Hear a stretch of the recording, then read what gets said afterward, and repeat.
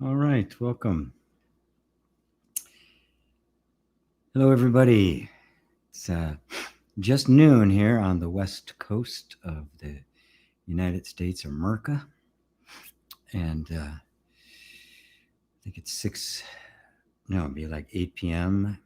in UTC time, right? That's right. So, hello, everyone. Welcome to Satsang. I actually gave this one a title. It came to me early this morning. I get a lot of ideas early in the morning about what I might want to say in the beginning as I'm waiting for people to arrive. Most of the time, they never happen. And I even forget about them by the time it gets to time for satsang. But this one stuck. When I say identify with spirit, what I really mean is identify with your actual true nature. The cause of all human suffering, the one mistake we all made, which we all made, by the way, and was actually had to happen. So it's just the way it is that we identified with the body. There's a sense, it happens in all of us. This sense comes up where the world ceases to be undifferentiated. You know, there's no mom and me when you're little. There's no dad and me. There's no it's all just one enormous experience. There's no boundary. I don't have a body. I have no idea what that even is. But at some point, what happens is, for whatever reason, and I don't want to go into it, there are some reasons for it, but for whatever reason, we find ourselves with this feeling of being separate. Suddenly, objects come into being, right? It isn't just this undifferentiated field of consciousness. There's mom, there's dad, there's individualized forms that begin to emerge for us. And immediately, the sense of myself, the sense I am, thinks of itself as a form, not really thinking. It's very spontaneous. And identity with the body happens. I am the body. It's not even a thought yet. It's an assumption. I am this body. And what that means is the destiny of the body is my body. That means in that moment, I'm identifying with birth and death. I'm identifying with limitation and lack. I'm identified with sickness and health. I'm identified with frailty. I'm identified with beauty and fading beauty. Suddenly, the characteristics of the body, which of course are defined by the culture, what's a good body, what's a bad body, what's your future, what isn't your future, the entire destiny gets taken on as if it were your own. That's the mistake.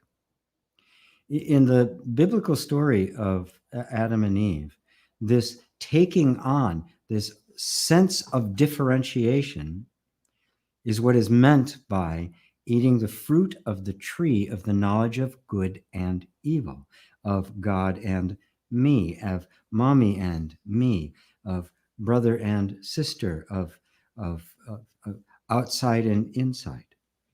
These all emerge out of this field of completely undifferentiated consciousness. And in that moment, I am the body. And in the story of Adam and Eve, the very first thing that happened was an arising of a feeling of fear and of shame. They covered their bodies, whereas before they were just wandering around. Everything was fine. There was no sense of it. All of a sudden, there was a body, and I was ashamed of it. And of course, the story goes on to make make them feel even more ashamed about it, condemn them to all sorts of things, condemn the serpent who had beguiled me, and I did eat. By the way, that a similar story happens in all sorts of different cultures. There's even one, the Basari people in Africa, where it was also snake. It was also the snake that tricks the woman into taking the fruit. Um, the reason it's a common mythological theme is because it's the human experience. It wasn't an event in time. There were no Adam and Eve don't exist. They never existed. It isn't speaking about a historical event. It's talking about a mythological or metaphorical uh, um, representation of that which we actually all do experience, that fall from the grace of innocence and the undifferentiated consciousness. And the spiritual journey is completely about coming back to the undifferentiated consciousness, coming out of the realm of names and forms and objects and this and that and up and down and male and female and right and wrong, back into the realm where everything is seen as one once again. But this time, when it happens, it's conscious.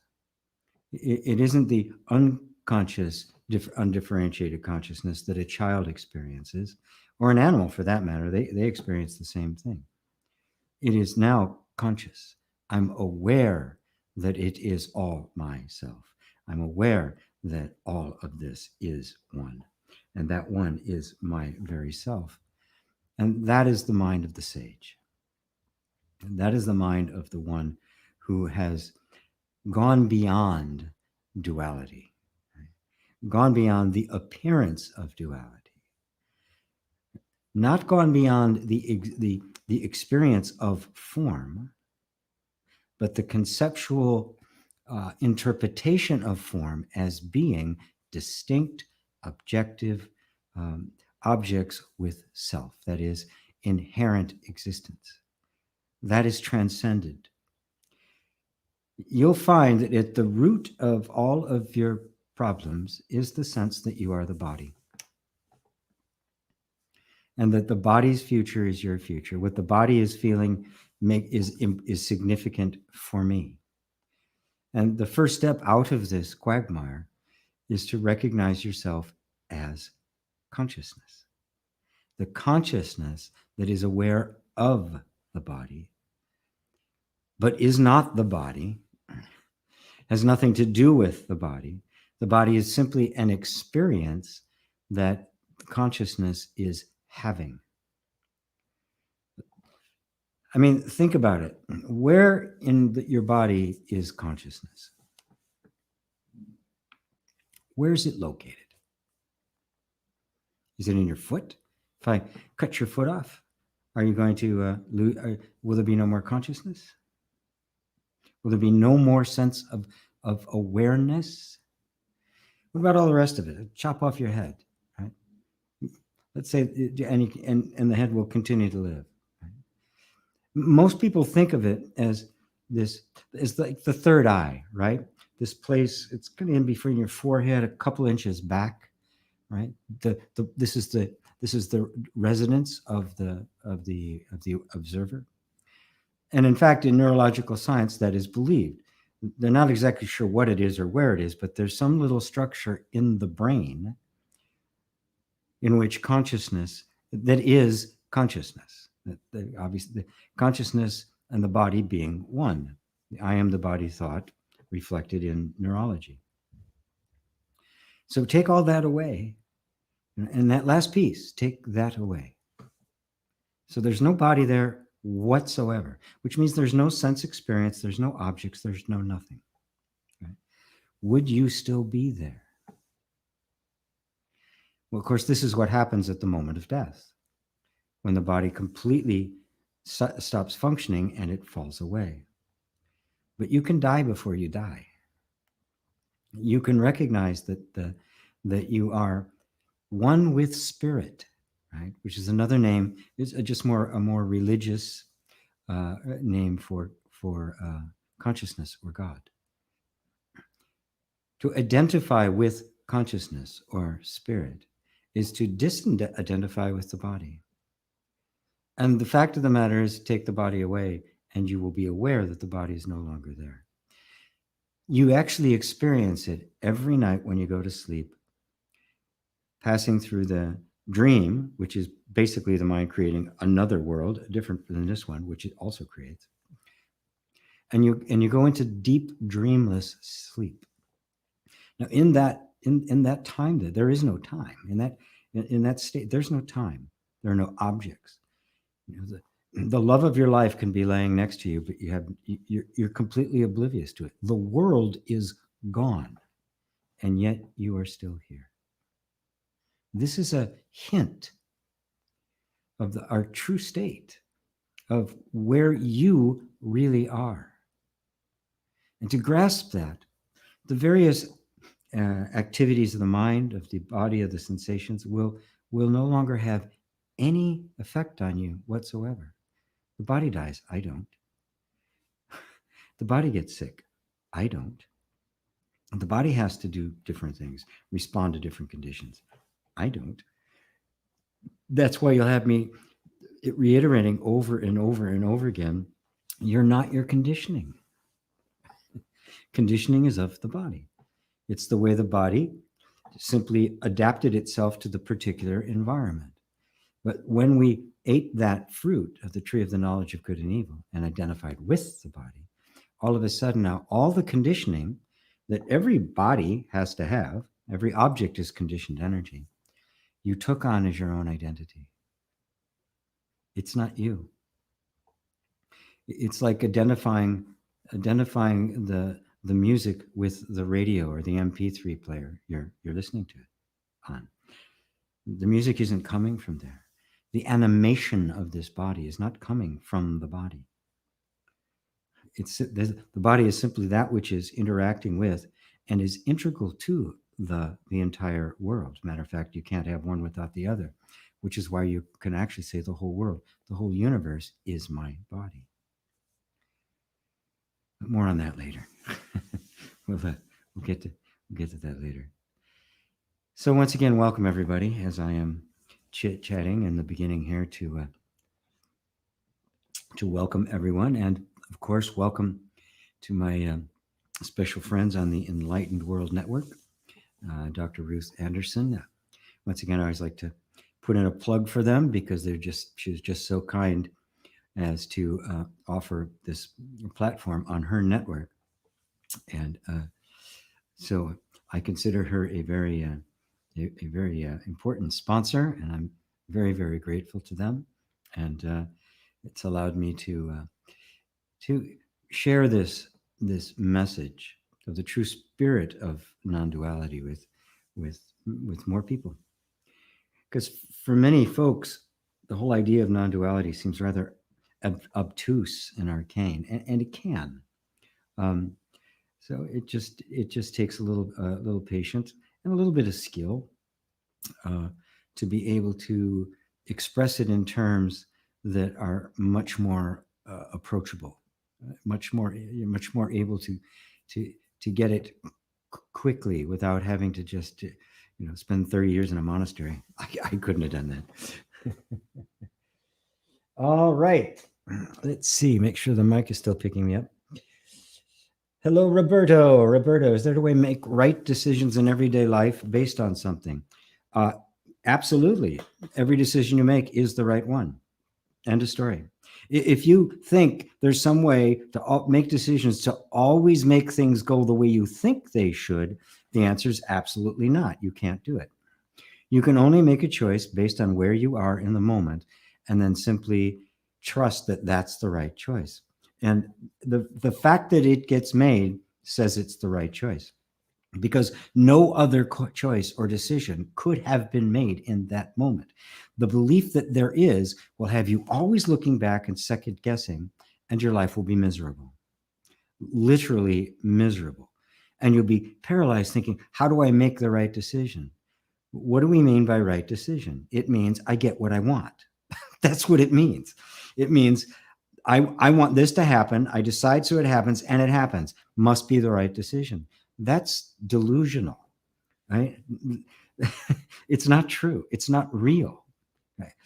And this is how people get wrapped up in their shorts and metaphysics and all that. It's like, how do I change my thinking to make these results come the way I want. And you can spend your entire life doing that. In fact, you can spend multiple lifetimes doing that. And when things don't go the way you want, what do? You don't say, oh, this is the way it should have gone. No, you say, oh, I made the wrong decision. Oh, I'm so stupid. What can I do? How do I make the right one? Folks, you have to let go of the way you think things are supposed to be and the way you think they're supposed to go. You have no control over the future. You have no control over your decision-making process. Look carefully, and you'll find what happens is a choosing thought arises. That's it. A thought arises, we're going this way. It sinks in, the entire nervous system gathers around it and starts heading that direction. 3 or 4, maybe 5 thoughts later comes the thought, I decided that. No, you didn't. No, that's the ego taking credit after the fact. That's the circus clown taking the bow after the acrobats have already performed. Oh, come to see this, and you will be free of attachment to the future for the rest of forever. You don't decide anything. You never have, you never will. There is simply the flow of thoughts that are arising. And based on the quality of your internal environment, the character of those thoughts will be different. They'll be wiser. They'll be more compassionate. They'll be more intelligent. They'll be more creative because they have been liberated from the squeeze of, you have to bring about what I want. You can't even trust what you want. The thought or feeling, I want that, you didn't create that either. Did you create what you want? Do you decide who you're going to fall in love with? Are you creating what you're going to have for dinner? You sit down and read the menu? What's actually happening? Something just kind of goes, yeah, that's it. Did you do that?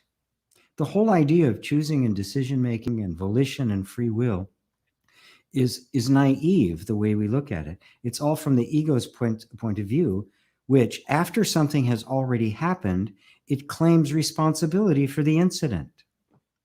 And that will either be self-praise or self-blame. Oh, God, it messed up. It didn't go the way it was supposed to. It was supposed to. It wasn't supposed to go that way. Yes, it was. How do I know it was supposed to go that way? Because it went that way. There are no flaws in the universe. There are no mistakes in God's creation. None, not one. Even the incredibly horrible stuff going on in the world is not a mistake. This is the way it needs to be. It's all part of the process. Falling from the undifferentiated consciousness of grace was not a mistake. It was the way it had to be. God knew perfectly well they were going to eat that apple. Are you kidding? Tell them, oh, you can have absolutely everything here you want, but don't take that. What's the one thing you're going to go to? Ooh, what? Why didn't you want me to have that? I mean, you could be piles of gold and everything all around you, but suddenly that becomes the shiny object.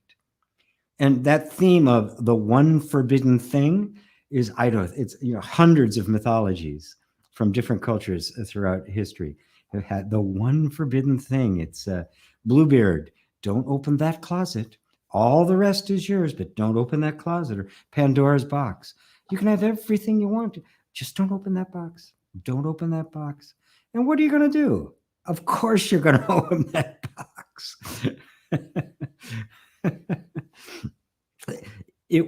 It was supposed to happen. We were supposed to fall. We were never meant to stay in the Eden of childish naivete. We were not supposed to stay. We had to lose our virginity. We had to lose our innocence so it could be regained with the true understanding of its actual value. Without that, without having lost touch with the most precious and sublime, we would not know it was precious and sublime. Children do not realize the beauty of where they are. They do not know that. They have to fall out of it in order to rediscover it. And the spiritual journey is that. It's about that. So there's no such thing as a wrong decision, and you've never made a decision in your life. Decisions happen. Always have, always will. You are on a surfboard riding the wave. If you think you can control the wave, or somehow you created that wave and you want that wave to go over there, all you're going to do is get smashed on the rocks. The wave's going to go where the wave goes. This is the current of your life. And identification with the body makes the destiny and that flow of life that is the destiny of the body, we think it's our destiny. It's not your destiny. Your destiny, you have no destiny. You are simply the fully aware witness of everything that is happening. You are the witnessing God, you might say. So that's how you do it.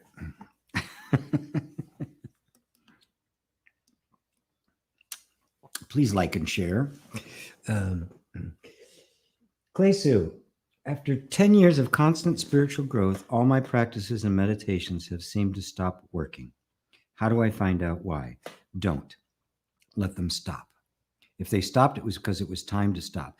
You can see what you're thinking is, what am I doing wrong? What do I need? What new technique do I need?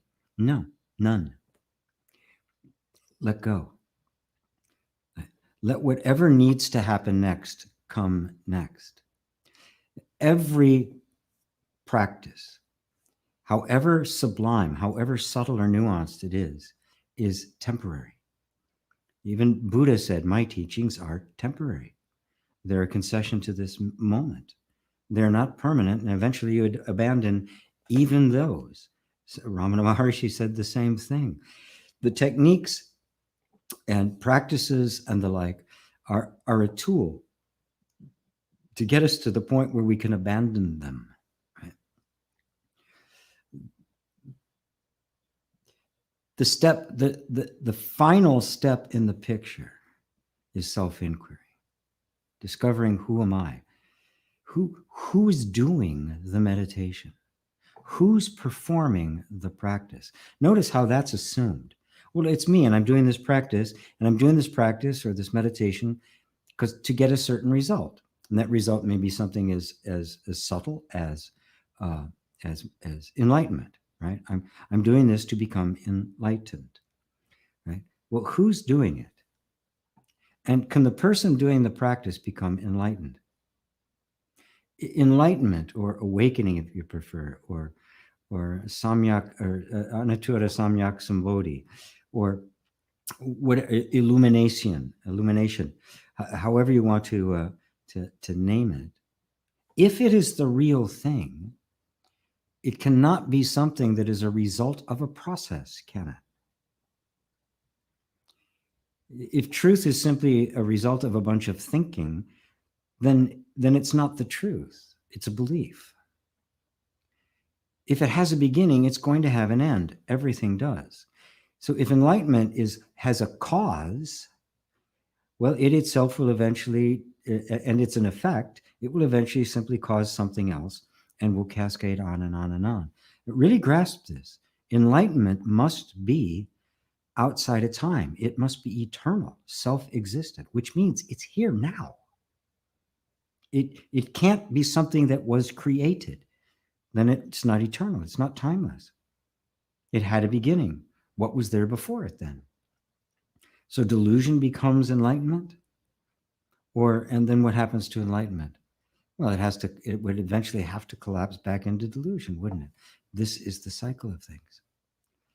So it's time to turn your attention from the practices themselves. They've done their job for you. That's why they stopped working. They said, dude, we're done. You don't need us anymore. Right? Yeah, I do. No, turn your attention now to who is meditating? Who is experiencing the benefits? Who's practicing? Remember, the purpose of any practice of meditation to get you to enlightenment. And what is enlightenment? The discovery of who you have always been. Not an attainment of some state, but the realization of that the one who's been doing the practice is the one you've been seeking. The one who is meditating is the Buddha. And now you step into the realm of your final practices, the final practice of which is this deep self-inquiry, discovering that which is beyond all time. And that which is beyond all time is nothing other than yourself. And that sense of self has simply been engaged in practices, been believing that it's separate from myself, and I've got to practice to get back to myself. So all the seeking and everything that's being sought is being watched by what is actually being sought, the seeking and the seeker, right? Because when you sit down, you have an image of yourself as, I'm now doing this practice. Oh, I've done it well this time, not so well this time, and it stopped working. Okay, now who are you? You were there before the practice started. You were there for the entire 10 years. The practice has fizzled out. You're still here. Who are you? This is the discovery.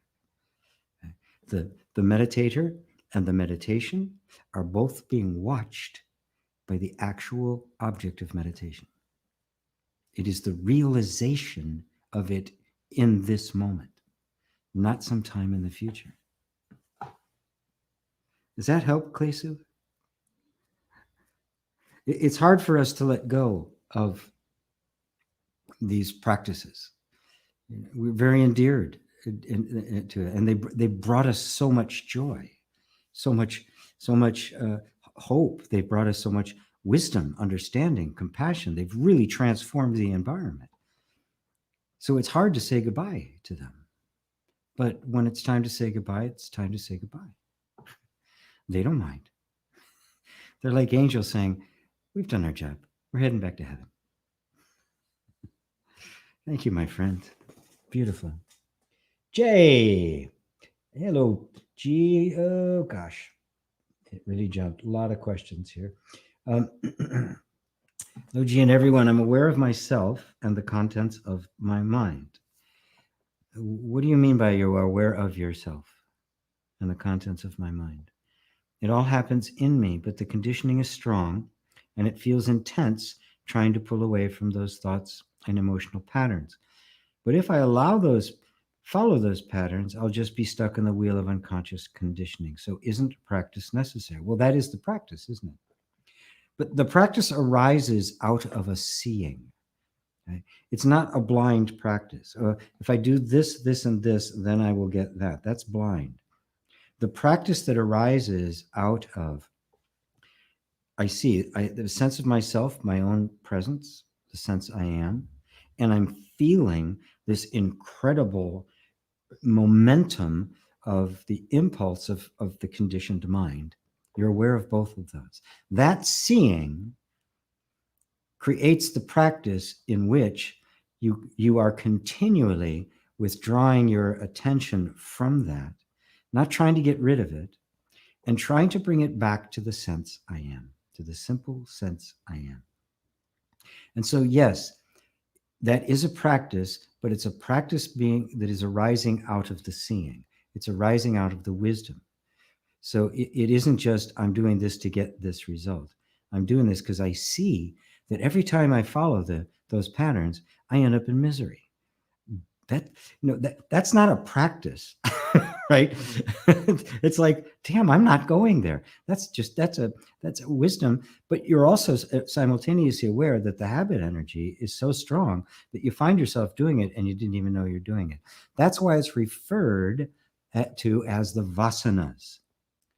These are powerfully deep energy patterns that run underneath every life and every lifetime you have. In fact, they're what causes yet another rebirth. It is this attachment to being someone. Dive deeply into the question, who am I? And let all of your attention just keep coming back to the sense I am. That's the doorway. It's the final experience. Because obviously there's something aware even of the sense I am. That can't be experienced. But what is it that's aware of the sense I am? Well, it's you. You without you. But this energy is there. But I'll give you a little hint. The thought that says, this is very powerful, is part of the conditioning. It's just a thought. It's not powerful at all. If you say it is, it will be experienced as such. If you say it is, the power of the self will create the universe in which it is difficult, powerful. It's all a projection of the mind. And I know you can get this. David and Elaine, so good to see you. Southeast England, still got the snow. Do you? Namaste from Ava in Poland. Hey, Nazrin in Ireland, so good to see you. John, also in Ireland. Tina Helene Loman Peterson. Hello, Tina. I didn't recognize the symbols. The sun, yeah, is that a flag? Anyway, she is in the Enlightened World Network. So welcome to you. Crispin, hello, sir. We have spring-like weather. Yeah, we lost our snow, as you guys can see behind me. I was really disappointed. Faith in Algeria, hello to you. Hello, Pat Moss, good evening. Play on, hello, GP, happy to see you. Greetings from Sweden. Good evening from Robert Dosa. Hi, Tatiana. Brian in Virginia. Brian and I go way back. Dorte in Denmark. Rosario in Spain. Crispin, just listen to your new podcast with Victor Furman. Thanks for this huge inspiration. I might want to subscribe to your next IRET class. Very good. I'll probably be doing it this is February. The retreat's in March. Probably June, June, maybe May, June sometime.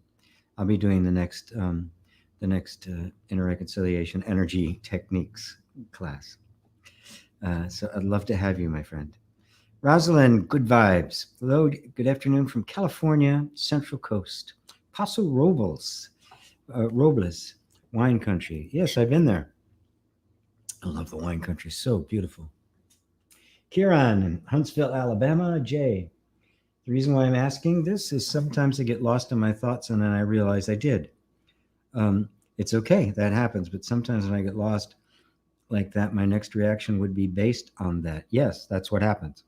But when you see it and you realize how unconscious it actually is, that's what wakes you up. And don't worry about it. You should be on your knees thanking God that you see it at all. Consider the vast majority of human beings on the planet today have no idea that this even exists. They are their thoughts. They are their conditioning. They are their reactive patterns. They have no idea that it's not them. So on your knees, make an offering to Shiva or Vishnu, the deity of your choice, and say, thank you, thank you, thank you, thank you. Amazing grace. How sweet the sound that saved a wretch like me. I once was blind, I once was lost, and now I'm found. Was blind, but now I see. It's beautiful and appropriate, right? What a gift you have been given. And it's a real gift, by the way. Very few people will actually hear what I'm speaking of, let alone listen, let alone get their attention and start practicing it. So you've been both called and chosen, my friend. Mindful Zero. Hey, hey, Dale. Lisa Marie. Yay. So happy to catch you live. Oh, great. It's so good to see you. Jay, unconscious thinking. Am I earnestly staying as the witnessing presence? Or it's mind games? Obviously, what I'm saying here is from the mind. I feel like it's a battle between the good and bad parts of the mind. You're doing exactly what you're supposed to do. Trust me on this. You are doing exactly what you are supposed to be doing. Right? It is a coming of aware. Remember, this is grace. You're being brought to this. You're not even doing it. Once again, awakening. We want to say, "Oh, I'm awake. I'm woke. Aren't I cool?" You didn't do it. You're not doing any of this. It is happening because the sleeping Vishnu has decided to wake up. Shiva's poking Vishnu. It's time to get up. That's what's happening, and you are the beneficiary of it. Take this with enormous humility. As Paul said, by grace you're saved, and that not of ourselves, lest any man should boast. Paul wasn't seeking the experience he had on that road to Damascus. I wasn't seeking the experience I had that night on the bridge. Whether the experience was dramatic or just kind of everyday doesn't matter. It doesn't matter how, in your particular case, this unfolds. Just be so grateful that it is unfolding. And the more you surrender to that, the more it will take over. And it will no longer be me burdened. Oh, is my mind doing this or that? You won't even care. Who cares what your mind is doing? Let God take care of your mind.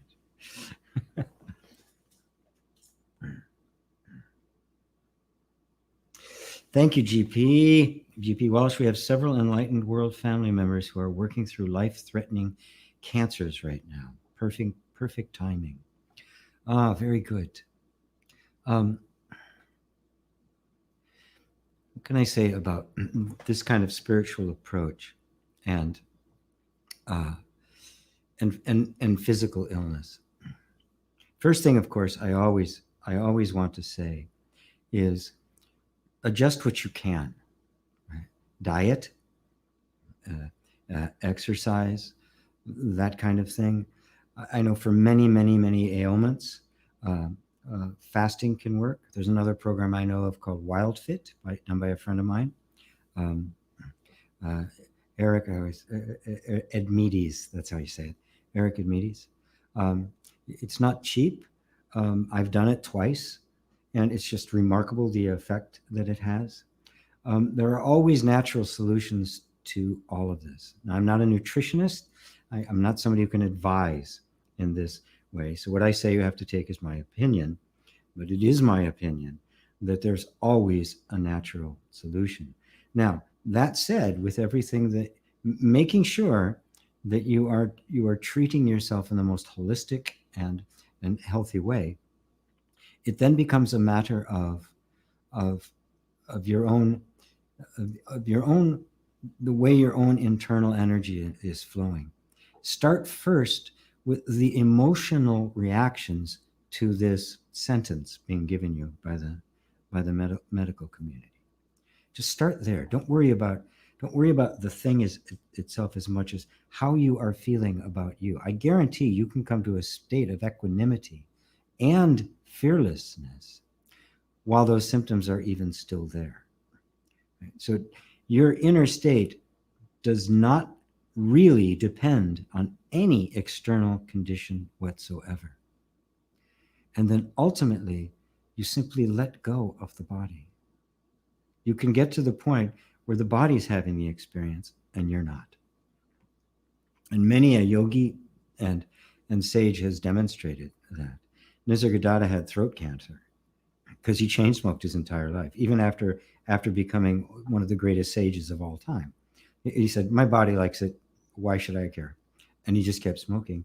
He developed throat cancer to the degree his body was just, it was just little left. He had no sense of fear about it whatsoever.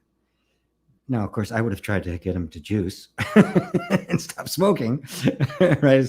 A lot of people do. My own teacher, Muji, is now drinking tea with stevia, and he's in smoothies and things like that because his followers have gotten him taking better care of himself because his health was questionable.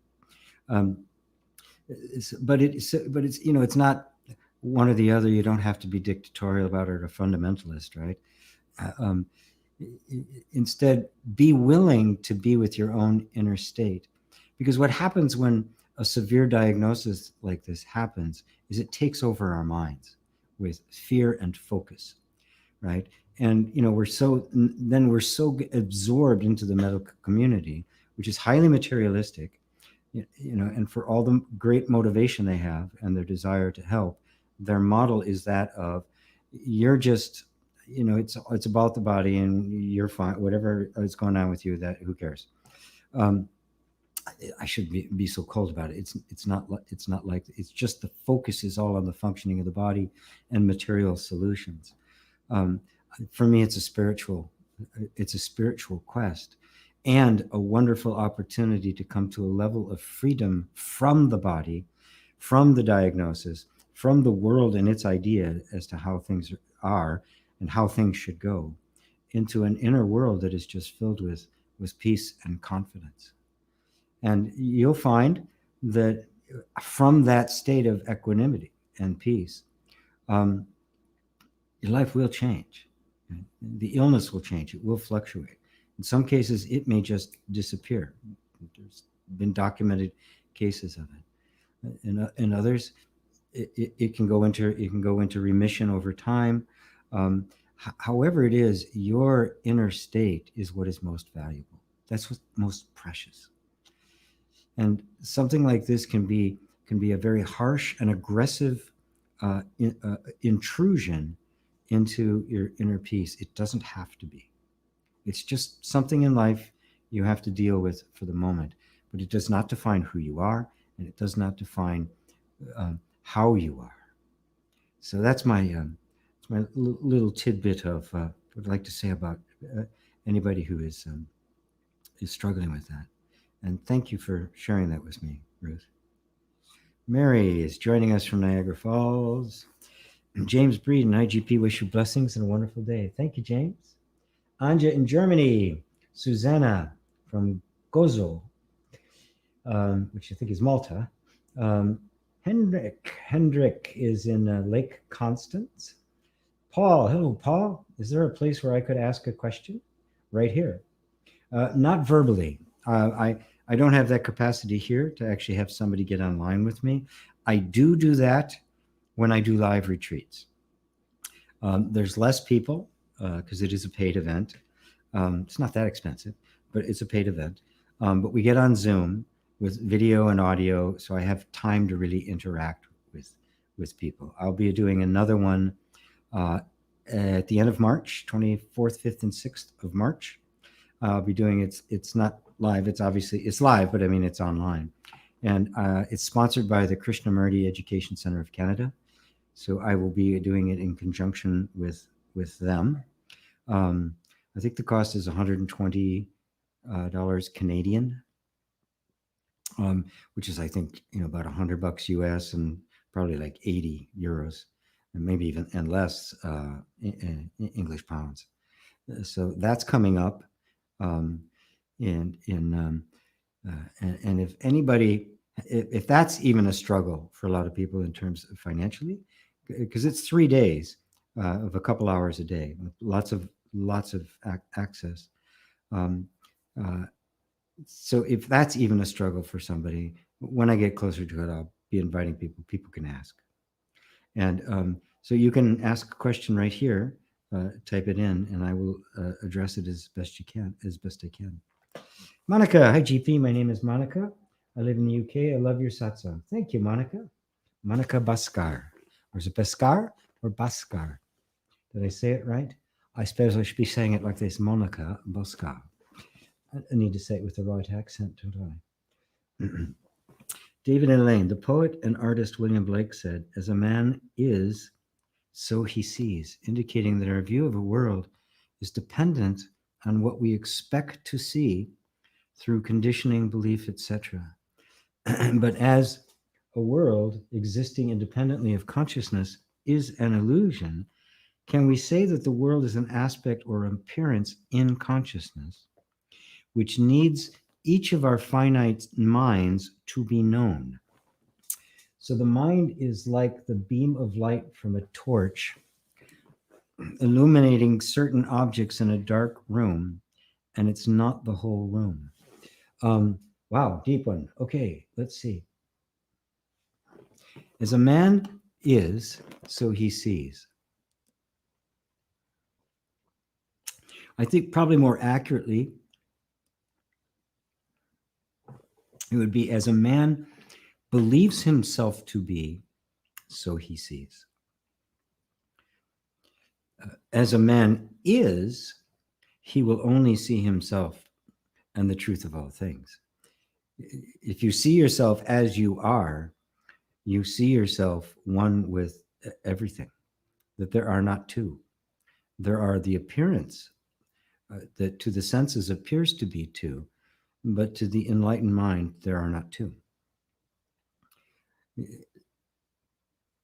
The sense of ourself, this false sense of identity, the separate self, that thing that emerges when we identify with the body, is itself a projection of the mind. It is the image. It is an image. It is not myself. That which is actually doing the seeing, that is the cognitive essence, the consciousness, that is the awareness.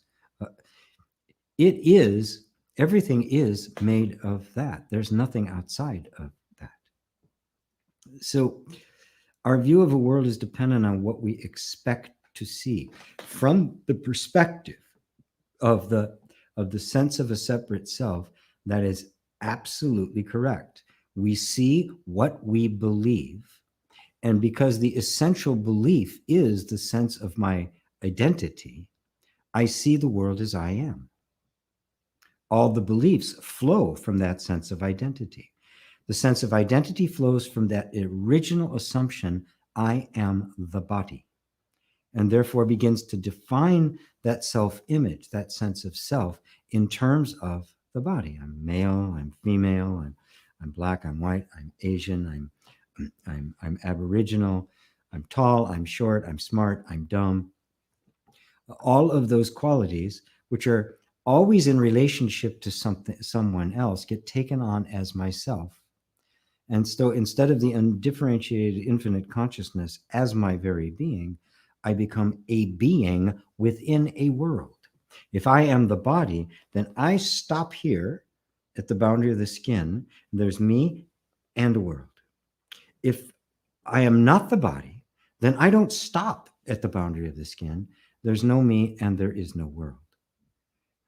At that point, I don't see a world at all.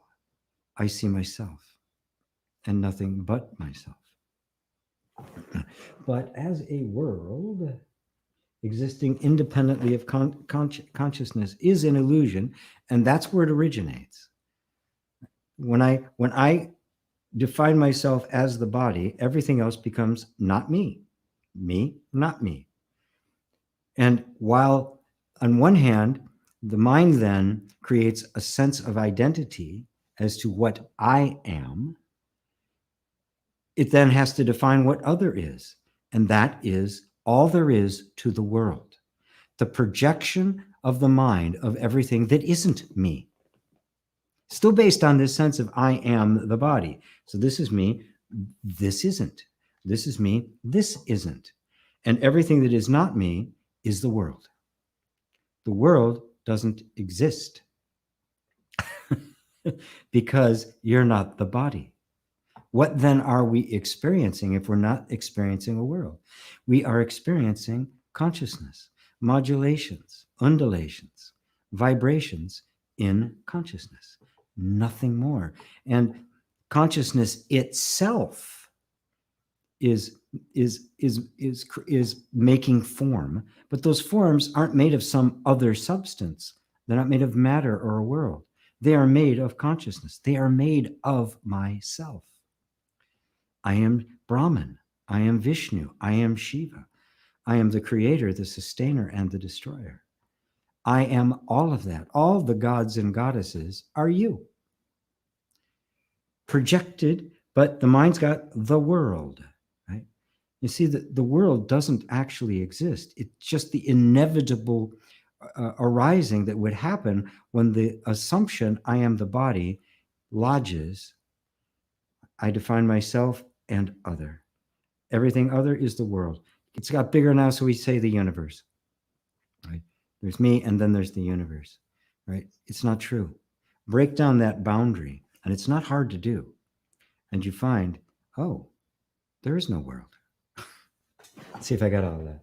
So the mind, like the beam of light from a torch, illuminates certain objects in a dark room and not the whole room. Yes, within that model, and that we just laid out there about the nature of the world, I'm limited. So I'm looking at the world through a particular lens. That lens being, I am the body. I am, that is something else. So now every attribute, every character, every quality that I experience, I believe to be a quality of the object that I am seeing, because I am ignorant of the fact that I'm the creator of that object. It comes from me, and it's made of me. And so, but from this limited perspective, I'm only taking in little bits and pieces at a time. But that's only because, once again, this identification with the limits of the body. Take that away, and everything will become one undifferentiated whole. It's all myself. And that'll be experienced. It'll start as insight, but little by little, it'll be experienced as your actual experience. It will be felt in the body. The body respond to it, and your life will be a living example of it. Let's see. Snezalea, love from Serbia. Tina, hello. There's no wrong way. It's just a way. Yes, it's very true. Why is Eve blamed? Well, of course, you got to blame the woman, right? Or mom, right? Well, it's an interesting story. I mean, it's kind of like the ultimate buck passing, right? God says, "Who told you to eat of the tree?" Right? And Adam goes, "The woman, this woman you gave me, she told me." Right? And the woman said, "Whoa, wait! The snake seduced me, and I ate." So ultimately, everybody blamed the snake, right? Now, that's not actually the meaning of it. I mean, this is the inevitable result, right? Because before there was no differentiation between male and female, me and other, right? And now there is. Right now the story picks up with the consequences of eating that fruit, which is division, suffering, lack, fear, shame. Right? And then in a patriarchal society, which we've had ever since the agriculture, we've had it, right? Not all, but Native Americans are not patriarchal. For example, they're matriarchal.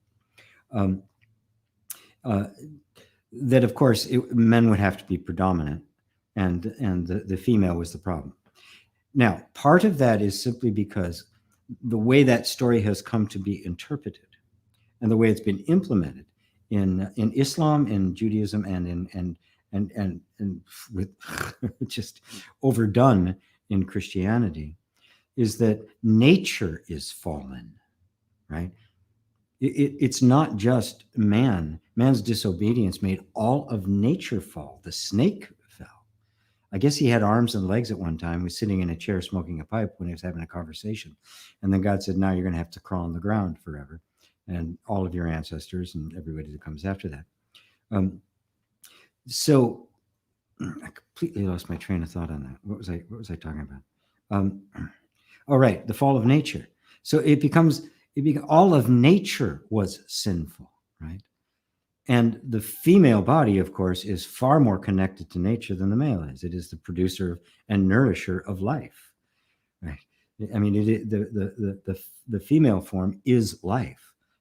Joseph Campbell put it beautifully. He said, "Woman is life. Man is the protector of life." And so, because the woman is more closely associated with nature, Mother Earth, and all of that, she became the harlot. She became the fallen one, right? Until, of course, they had to have a woman to give birth, to Christ, to God incarnate. So they had to dream up the idea of a virgin giving birth to him, right?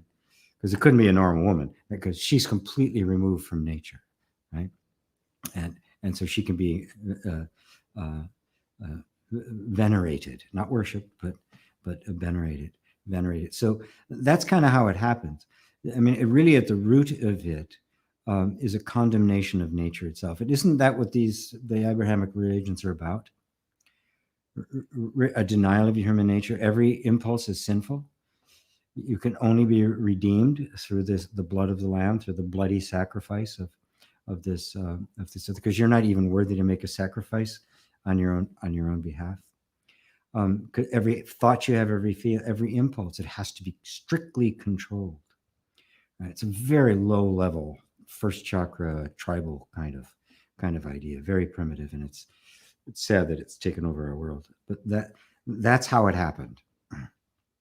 David, oh, I already got that one. Anime. Oops. How are people so sure that there's awareness during deep sleep? Just because one wakes up, there's a sense of continuity. Is that enough to make it true?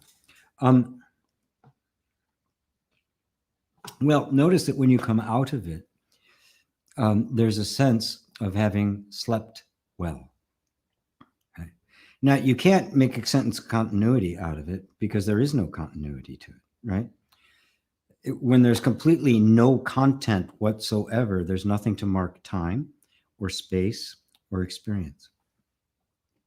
You can actually find that same state in meditation, where thought simply stops. Now, to try to just explain, how do you actually know? Well, you can't know in the sense the mind wants to know. The mind wants evidence that it was there. But evidence for the mind is some experience. And you can't have an experience. If you're having an experience, you're not in deep sleep. You're dreaming. Or you're awake. Right? So traditionally, that deep sleep has been used by sages for forever to illustrate the state of being of contentless experience. Now, of course, you're still breathing, right? There's still sounds going on around you. The person next to you may be breathing, maybe even snoring, right? You're oblivious to it. You are having no experience whatsoever. It's that contentless moment, right, that you are aware of there being no content. Now, that's not even the right way to say it, because there isn't even a thought that, oh, look, there's no content, because that would be content. I mean, it is completely empty. So there's nothing you can bring back from there in order to prove to the waking state that you were there when you were in deep sleep. The only thing is, what's the alternative? Well, the alternative is that during that deep sleep, you didn't exist, and that somehow you came back. Right? Not even dead, right? Because the body's still going. You didn't exist anymore. Consciousness had completely withdrawn back into itself. This is actually what's symbolized in traditions of meditation in the cave. It's symbolized by diving deep into the bottom of the ocean. It's symbolized by Christ removing himself, going up into the mountain to pray. There is this complete removal of oneself from the flow of thought and experience. So it's not the kind of thing that I can prove to you, right? See, look, this happened. So obviously, because if it happened, then you weren't in deep sleep. There was content. And if there's content, there's time, there's objects, there's names, there's forms, there's experience. But with no content, there's no form, there's no name, there's no experience at all. Yet the consciousness that is the experiencer of all experience is still there, aware of when there is experience and aware of when there isn't. But in this state, there isn't even a sense of being aware of no experience, because that would be an experience. It's very subtle stuff here, Annie. And it's the kind of thing you have to simply explore for yourself, to really dig in, to see. It's an analogy, right? It's a metaphor. The ultimate state is not one of being sound asleep somewhere. It's not Vishnu, asleep on the ocean of being. It is, they represent something that you can actually experience. One of my meditations, it's very easy to get to the point where for even just a split second, there's no thought. It's just empty. Matter of fact, you might experience it right now because your attention is on my words, so that when I pause in between them, your mind is focused so much on what I'm going to say that it doesn't interject anything quite yet. That little space right there, there's no content. We also have that experience when something surprises us. My tea is lasting a long time today. Something surprises us. You're driving through the mountains or something, you come around a curve, and all of a sudden there's just this incredible vista. It just takes my breath away, right? In that moment, thought stops. It's pure, content-free experience. That is, it's not nothing, but it's pure experience. Right? You see a face of a child that's laughing, right? Or a flower in springtime that wasn't there yesterday, and suddenly there's this beautiful bloom you didn't see. Something stops. It's pure experiencing. The experiencer isn't even there anymore. That's another flavor of the same thing. There's experience, but even the idea I had an experience isn't there. It is pure experience. In a few moments, the mind will say, oh, what a beautiful flower. Isn't that, God, I love that flower. I wonder what kind of flower that is. Let's look it up on the app. And before you know it, you're back in the flow of thoughts again. But in that split second, it's like you disappeared, and you and the experience were one. So in a sense, the experience even you disappeared, the experience disappeared, and it was just being. So hopefully that helps you with that. Very probing question. I love it. Thank you. Paul says, I can't begin to describe how much heartfelt meditation I've put towards my desired reality and feelings. Somehow I still haven't made it there, but I also feel like I'm done trying to get there. Very good. Good. So when you say heart meditation towards, you're talking about creating a particular reality, like a manifestation, law of attraction, that kind of thing, and feelings, because that will bring you a focus of attention. But the reason why the law of attraction isn't really a law is because it depends on your belief in it, and how much you believe in it. And even so, no matter how much you believe in it, because it is just a product of our own minds, it may simply not work. Which means if it's not working and you're putting in the effort, that it wasn't meant to. It isn't. You're destined for something bigger. In that whole idea of my desired reality, I want to create reality. Well, first off, you can't create reality. Reality is truth. It's what is. And truth is not something that is created or destroyed. It just is. It's eternal, it's self-existence, it's self-validating, it's self-illuminating. It is what is. So what we're really talking about is of what experience I want to create for myself. Right? Now, you could take the point of view of just completely investing all of your energy in visualizing it, aligning your chakras, raising your vibration to match it, right? And in some cases, that will be sufficient to bring about what it is you want. But as most people can testify, for the most part, it doesn't work. You know, there are people who claim that it works for them and it works all the time. I don't know if it's true, but, and even so, there are just a handful of them. There really aren't many. Actually, I do know one guy. Yeah, and it does seem to be very, very consistent. We've had some nice long talks about it. But here's what's missing. Right? We can say, I'm really meditating to create my desired reality. And you can describe in great detail what your desired reality is, can't you? I mean, you could visualize it all day long. You could make a vision board and, you know, list of positive aspects and gratitude walks. And you could go on and on about what this reality would look like. You know it inside and out intimately. You also know what the word create means. Create my reality, create my desired experience. You know what it means? Creation is that, you know, bringing it into being, and I'm going to see it, I'm going to experience. Both of those are well known. They're well-known commodities. But in this setting of spirituality, what I say is, what about the I that it wants to create that reality?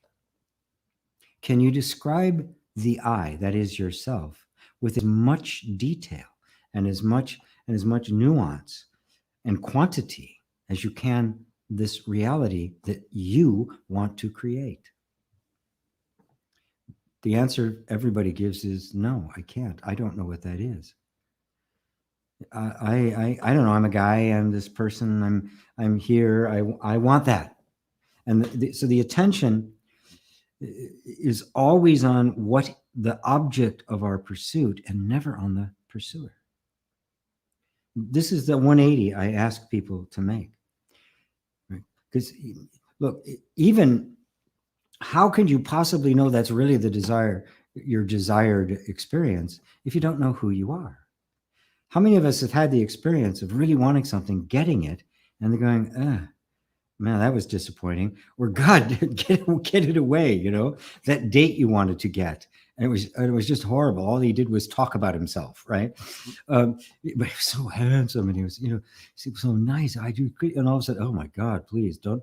No, I'm busy for the rest of my life.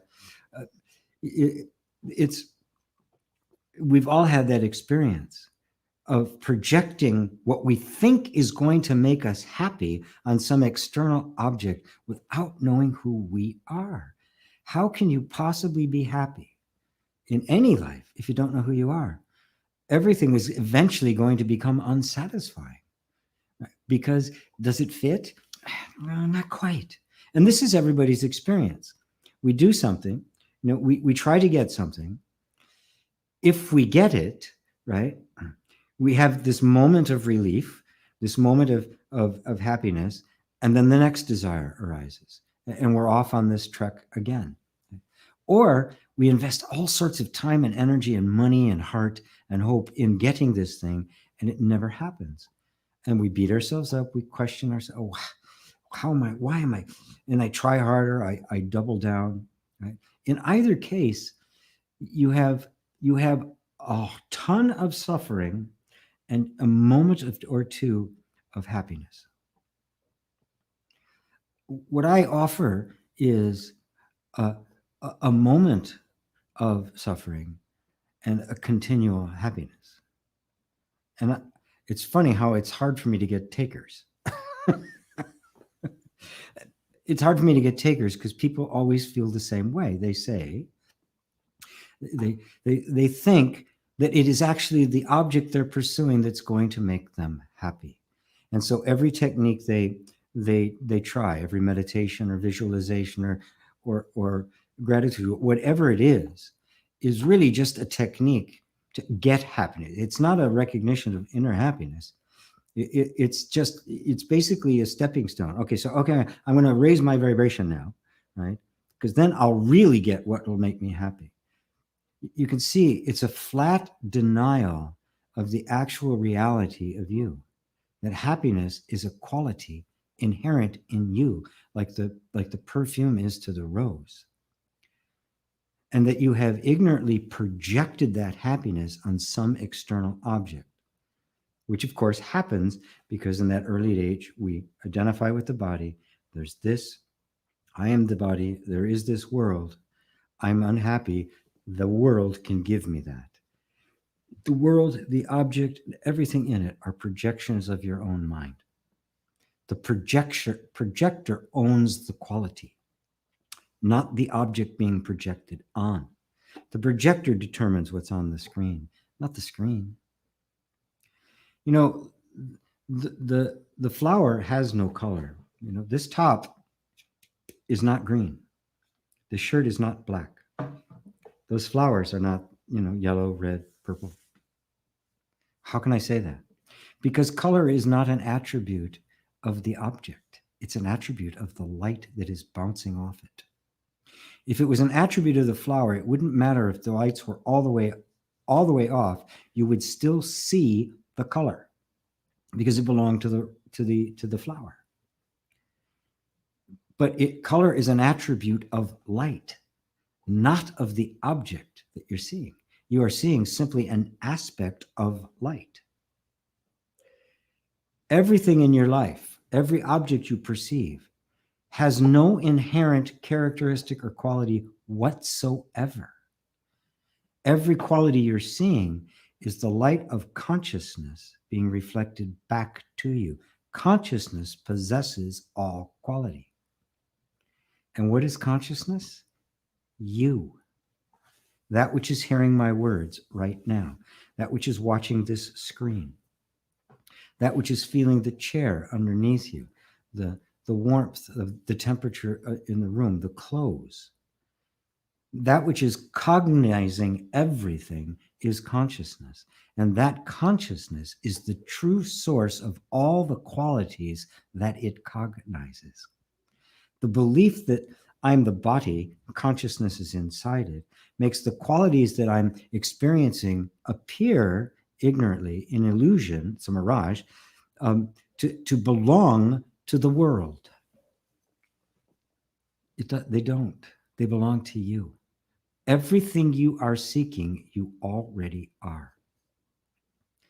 But you need to stop seeking things and begin seeking yourself. And the greatest blessing that can possibly happen is when these techniques don't work. Because if they work, or they appear to work, they actually strengthen the egoic mind, they strengthen the false sense of self, they create more confidence in the external nature of reality, and you have set yourself up for more lifetimes of suffering. The best thing that can possibly happen is for you to experience the deprivation, because that's what gets you to genuinely seek for the true answer to suffering. Not what the world offers, which is a temporary, get what you want and then you'll feel good.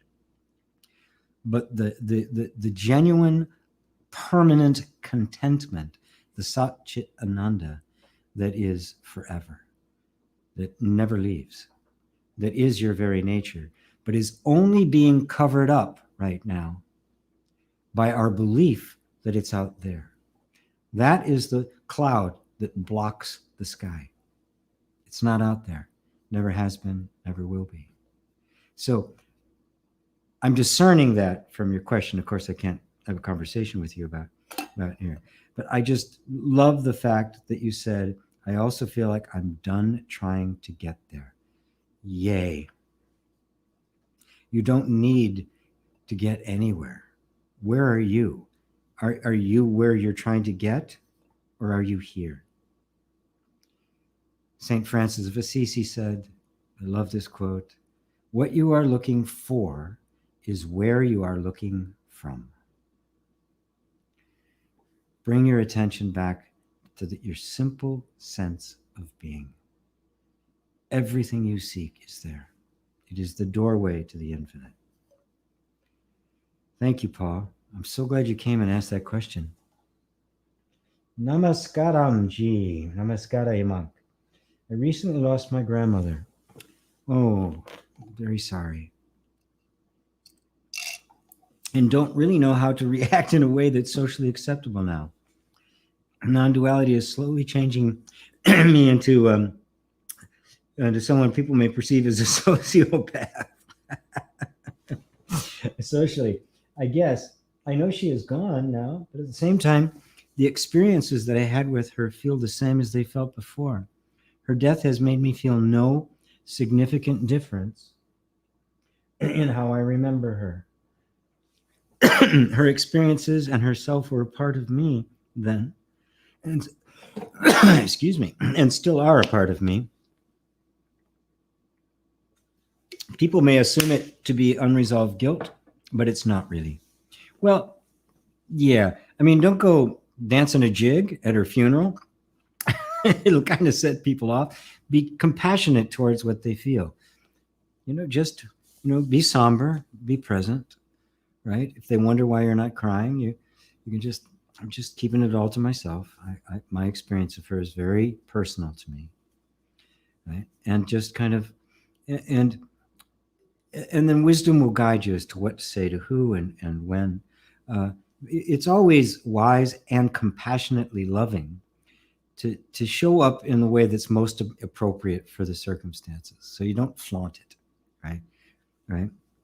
But also recognizing that you've transcended the normal path of grief. Now, should any grief arise, some part of you your eyes just start crying, let it. There's nothing wrong with that either. That's part of the whole thing. The body's got to get used to it as well. And so that grieving process is part of it. And you can stand aloof from that as well and watch it and let it happen. So, but you don't have to act like anybody. But you can also be aware of how you're perceived enough to be loving towards others, right? To just be respectful, quiet, right? And not making jokes and the like. So, yeah, I think that'll help you out. And it's beautiful. It's beautiful because you're absolutely right. She hasn't gone anywhere. The experience of her energy, her particular energetic signature, is still very much there in you. So you can find the unity of you and her and go beyond merely thinking of someone as the body to instead thinking of them as this unique manifestation of the whole, this unique bubbling up and appearance of that one. And you are that one. She is that one. And so nobody's ever been lost. Nobody's ever died. Nobody's ever gone. Everybody's right here. Because that somebody is always that one self, the one spirit. And you're identified with that spirit. Lovely. Thank you, Hemant.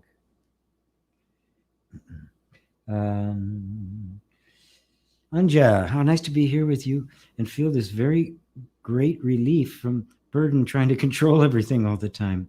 Thank you, G, for the constant encouragement. Much love. Thank you, Anja. It is. It's such a burden, and the only thing it ever brings about is fear. When you think you can control stuff, because the fact is you can't. And if you think you can, you're always going to experience being out of control because you actually can't. So you might as well surrender to it, right? The wave's headed that way. Might as well go with it. Hello from Toronto, from Bernadette. Hello, Bernadette. Annie, me. Is there any difference between I am and the simple feeling of existence? The sort of energy that I recognize as having been the same throughout my life? For both Yes, for example, at both 5 and 20 years old. Beautiful. No, we have to use the word I am to express, to say the sense I am. But the sense of I am is not the word I am. But obviously, the sense I am has to be there before there can be a word I am, right? So it's a subtle difference. One is it's expressed, the other you're just experiencing, right? So when you're experiencing it, it's just a sense of being, the sense of conscious existence, the Sat Chit Ananda, that is identical to that which was having the experience at 5 and at 20, and will at 30, 40, 60, 80, and even after the body falls away. So they are the same. And then just notice that sense of existence is the I am, right? It's the I am prior to even the words I am. That is what in religious literature is referred to as God. The I am, the creator of the universe. But then notice that as subtle as it is, and it is the most subtle thing of all, there's something aware of the sense of existence. And that nobody can describe. It cannot be seen. It cannot be perceived. There's nothing perceiving it because it is the ultimate perceiver. And isn't that you? Are not you the one who's aware of this very subtle sense of existence? And so in non-dual meditation, that sense I am becomes the focal point. Because attention cannot focus on the true self, on the ultimate absolute beingness, because it is the ultimate perceiver, so it can't be seen. Attention, withdrawing from all experience, from thought, emotion, sensation, everything, associations, memory, past, comes back. And then that attention is aware of the sense of being. And that is as far as the attention can go. That is the point where all effort stops. Meditation, it's not even meditating anymore. This is the door that you just stand there with the question, well, who am I? Who am I that is witnessing even the sense I am? And then the answer to that will come from the absolute itself. And it will come as the absolute revealing itself to itself. And the last of you will fall away. Sweet. Thank you, Annie. Monica, hi, GP. I have been doing self-inquiry and know I am knowing. My question is, how do I experience everything from knowing? Still thoughts are interpreting. How do I establish? God, I love these questions. Thank you, Monica. I am knowing. How do I experience everything from knowing? Now, it's very subtle. Now watch. Look, let's do this in slow motion, right? I am knowing. How do I then experience everything from knowing? Now, if you have to experience from knowing, there's this subtle sense of being separate from it, like it's a state you go into and out of. What's knowing? What's knowing even the words or the thought or the idea? How do I experience everything from knowing? Isn't that knowing? You are the knowingness, no matter what is being known. And of course, yes, you're going to see, look, thoughts are still interpreting, right? And there's this unspoken, invisible belief underneath that says somehow thought shouldn't do that. And if I'm really the knowingness, then they wouldn't be doing that. Well, isn't the knowingness aware of the fact that they're doing that? And does it matter whether they do it or not? Does it actually affect the knowingness itself? That is you? Are you the least bit affected by that?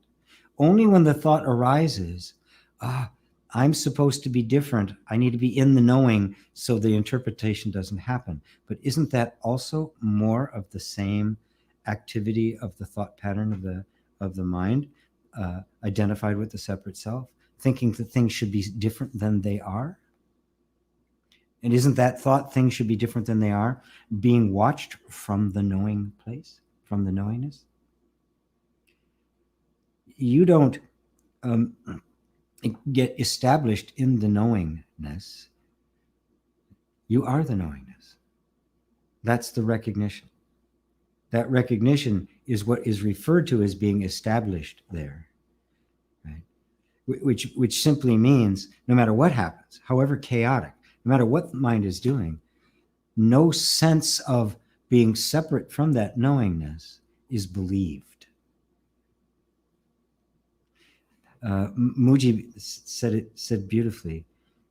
He said, I am. Before the idea that I could forget or the idea that I needed to remember was believed. Even the believer that I'm not the knowing is known. This is the true purification. You are completely disidentifying from all the activities of identity active in the mind. And of course, you discover that even the one who is disidentifying is also being seen and known by that which never identified in the first place, the original innocence, the light at the center, the pure beingness, the absolute consciousness, absolute self-awareness, self-realized being. Very good. Very good. Very good. And I say very good because you just need some adjustments, right? To become more aware of that you already are the knowingness, and that everything you're experiencing is only being experienced because you're already at the place of the knowingness. And knowingness and being are one. The knowingness is your being. There isn't something that is knowing, and that somehow has that something that is knowing, of which the knowing is an attribute, that somehow has to get established in the knowing. There is no one of which knowing is an attribute. Knowingness is being. That is the absolute. That is the ultimate truth. That is the ultimate reality. That is you. Lovely. Lovely. Lisa Marie. Oh, Lisa Marie. Can I say you are deeply appreciated? You always bring light to things in a humorous and a wonderful and humorous way. Oh, yes, you can say I'm appreciated. You can tell me that. I don't mind hearing it. When I hear people say that, it fills me with joy, because I know what's really being appreciated is that truth that is coming through the appearance of this particular body. Because if it wasn't for that, I mean, who'd care? What has he got to say, right? It is the message, the power of the message, and the message resonating with you, the truth coming through this form, being recognized by the truth in that form. That's the namaste. The divine in me recognizes the divine in you. Because it's only the divine in you that can recognize the divine here. Only knowingness can recognize knowingness. Only awareness can be aware of awareness. Only God knows God. Only the self knows the self. And so the truth, you say, oh, he's wise. It's only your wisdom that can recognize wisdom when it sees it. So we're not different. We're not separated. And this particular dream of consciousness that we're having together, this particular form happens to be doing the speaking, and the particular form happens to be doing the listening. But when you see it from the concept of it being a dream, the dreamer is not in here. It's both you. We're both the same. And who is that? Well, that is the sleeping Vishnu, the sleeping Shiva. It is Brahma, Shiva, Vishnu. It is the great I am. It is the one self. But it is a great honor to be able to speak these things, I have to say. Mark said grief, not guilt. Yeah, I got it. Faith. Is it betrayal for the self-inquiry to pray for some things? Oh, heavens, no. No, no, no, no, no, no, no, no. Oh, I'm not a fundamentalist, non-dualist, okay? You must do this, you must not do that. Don't eat meat. Always wear vegan shoes. Always drive an electric car, right? No matter how ugly they look. No. Sometimes the only language we have left is a prayer. Some things just, they're heavy on our hearts. And you're trying to do the inquiry. Can't do the inquiry. Well, forget it. Don't.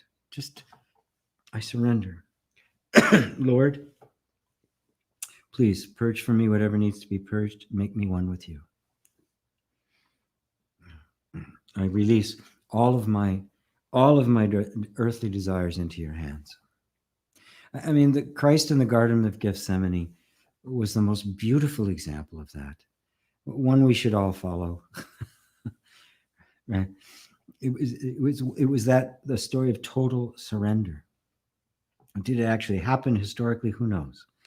Right? And the only one who would have known would be him. Right? Which may have to go back and tell us, well, this is what happened. This is what I did. It seems very uncharacteristic of him, because there was nobody there to witness it except him. So what is being illustrated is what? He's facing a huge challenge, right? Something and something inside him is wrestling. And what's his prayer? Does he go into that place, up into the mountain to pray? Is this, Father, if it be possible that this cup pass from me, please make it so. Nonetheless, not my will, but thine be done. The prayer of surrender is the heart offering itself up to God. It is the heart seeking union, seeking yoga with the kingdom of heaven, the Father, the I am, pure consciousness, pure awareness. Because the human ego struggles against it. We all know that, right? we can all testify that that's true. Nobody's, I've never experienced that. Of course, we know what that struggle is, right? Trying to let go, to willingly go into your own crucifixion.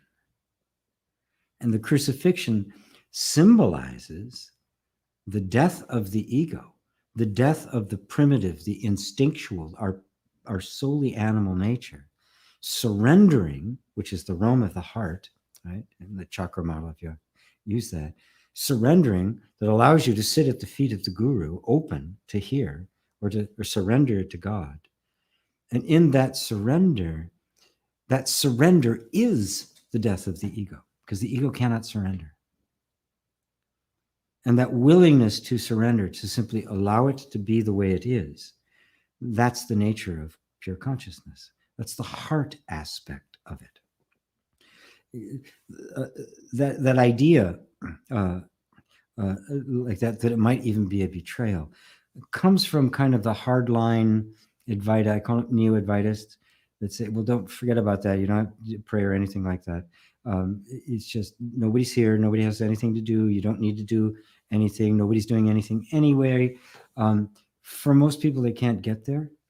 And it completely rules out the religious sentiment. My first spiritual experience was not non-dual like that. Now I look back and I see that is what I experienced, but I had no context for understanding that. And for a very long time, it was God. I had no idea who God was. Obviously it was not some man in the sky somewhere. There was this voice inside of me, right? That always seemed to know what the hell it was doing. But there was still very much this distinct sense of there's me and then there's God, a self and an other. It took a long time before I finally began to see that that too was an illusion. So I could disappear into God, that I'd cease to exist. The moth loves the flame, but what's the culmination of that love? To become one with its beloved, in which case the moth is no more. The moth is flame. The river runs to the ocean. When it hits the ocean, nobody looks out in the ocean to see, oh, look, oh, there's the Nile. Look at that. There's the Potomac. There's the Hudson. It's gone.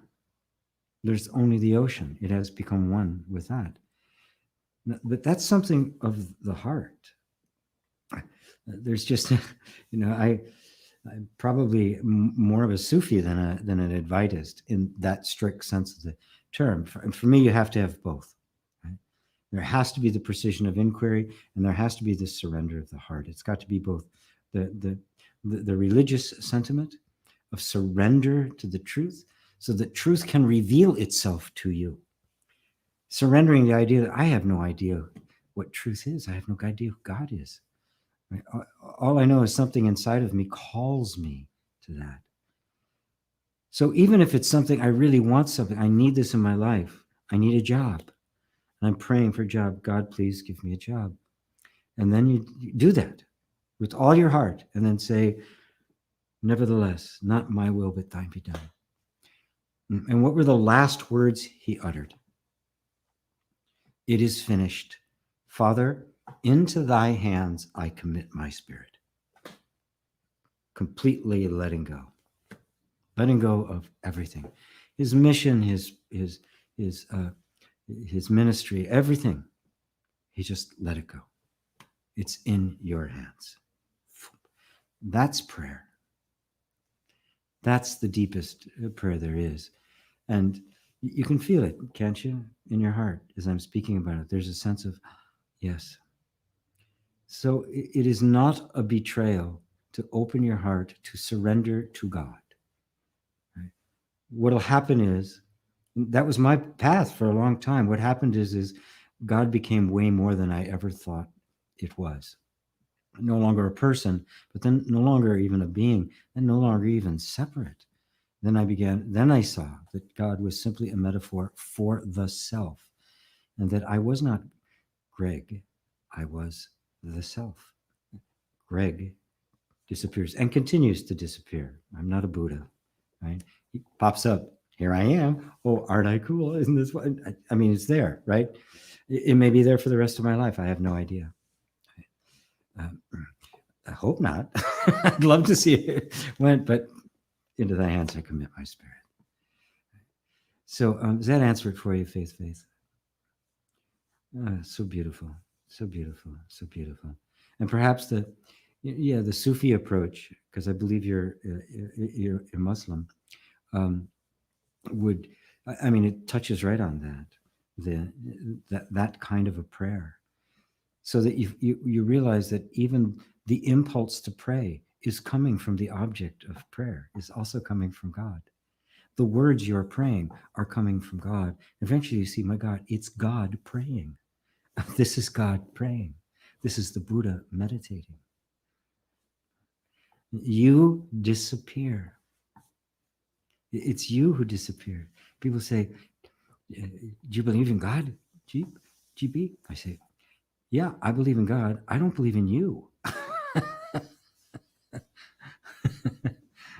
There is only God, the allness of, and God is a metaphor. It's a word we've come up with to try to describe that which is beyond words, beyond all categories. The infinite can't be spoken of. The Tao cannot be spoken. It is ineffable. The moment you speak it, it's reduced. You can only be it. Oh, beautiful, Faith. Thank you. Jay says, thank you, G. It's very subtle. It's like walking on a double-edged sword. That's why they call it the double-edged sword of truth. Have to be really careful. Vigilant is the word. And yes, you have to be vigilant. especially during the transition period, right? As you're waking up, vigilance is absolutely of the order. My name Gregory actually means vigilant, which is pretty interesting. My name Paul means to cease to be. Very prophetic, auspicious names I ended up getting. Lisa, for the person dealing with cancer, please have them create the habit of drinking sour soup leaf tea daily. Organic leaves can be purchased online. Well, there it is. I've just, here's one person that has a potential solution. And, I can't recommend one thing over another. I'm happy to let Lisa do that, Lisa Marie. Because I really, I don't know enough. I do know this, that all of our illnesses are caused because we've gotten out of sync, out of harmony with nature. And we've been pushed that way by our culture. And so we live in a culture that's out of sync. It's very much in the mind. It's toxic everywhere. And there, there's only so much we're going to be able to do for a while. But there's always some kind of natural remedy, at least, if not a remedy, then a relief. So just really open your hearts and minds. Lovely. Marlo. Hello, Marlo. I'm so happy you're here. And here's Sarah and Mike from Wales. Yes, Inner World, an anchor. Yes. Robert Dosa, many aha moments in this episode. Thank you. Very welcome. Oh, yay, beautiful spring day today in France.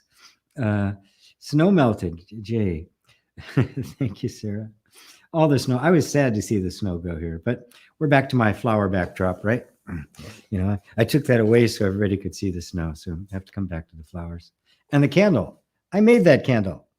I'm going to make all my own candle. Look at all the things from COVID, right? I'm cooking. I'm making lentil flour now, and I'm making pancakes with red lentils and that using Crisco oil. It's not wax, so it can easily be reused, and it burns longer. It burns like 10 times longer than a candle. So I'm becoming so domestic. My sister says, I barely recognize you.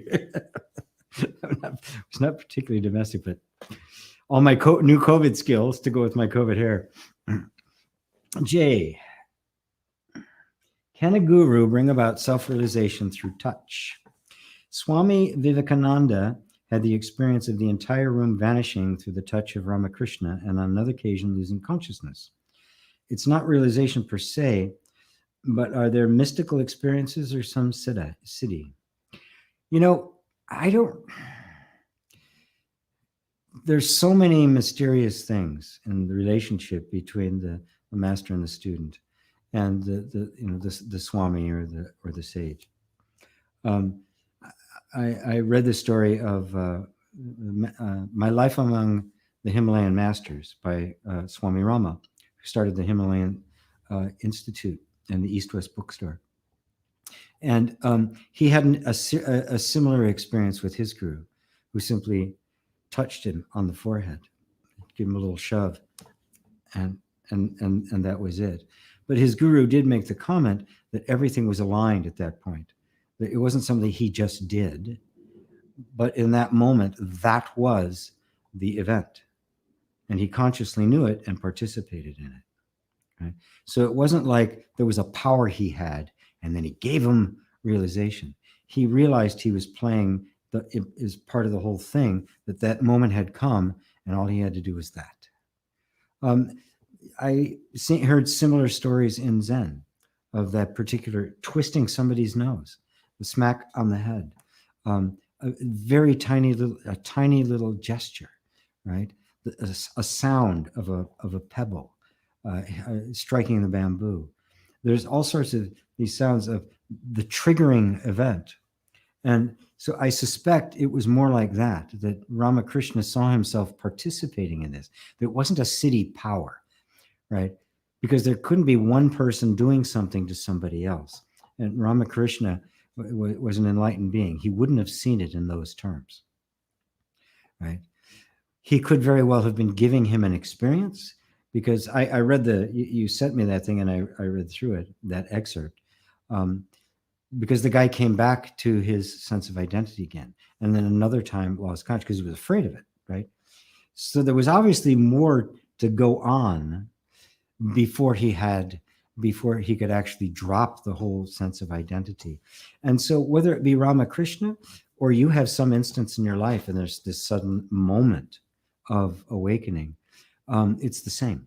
The guru is always there. The guru is never the person.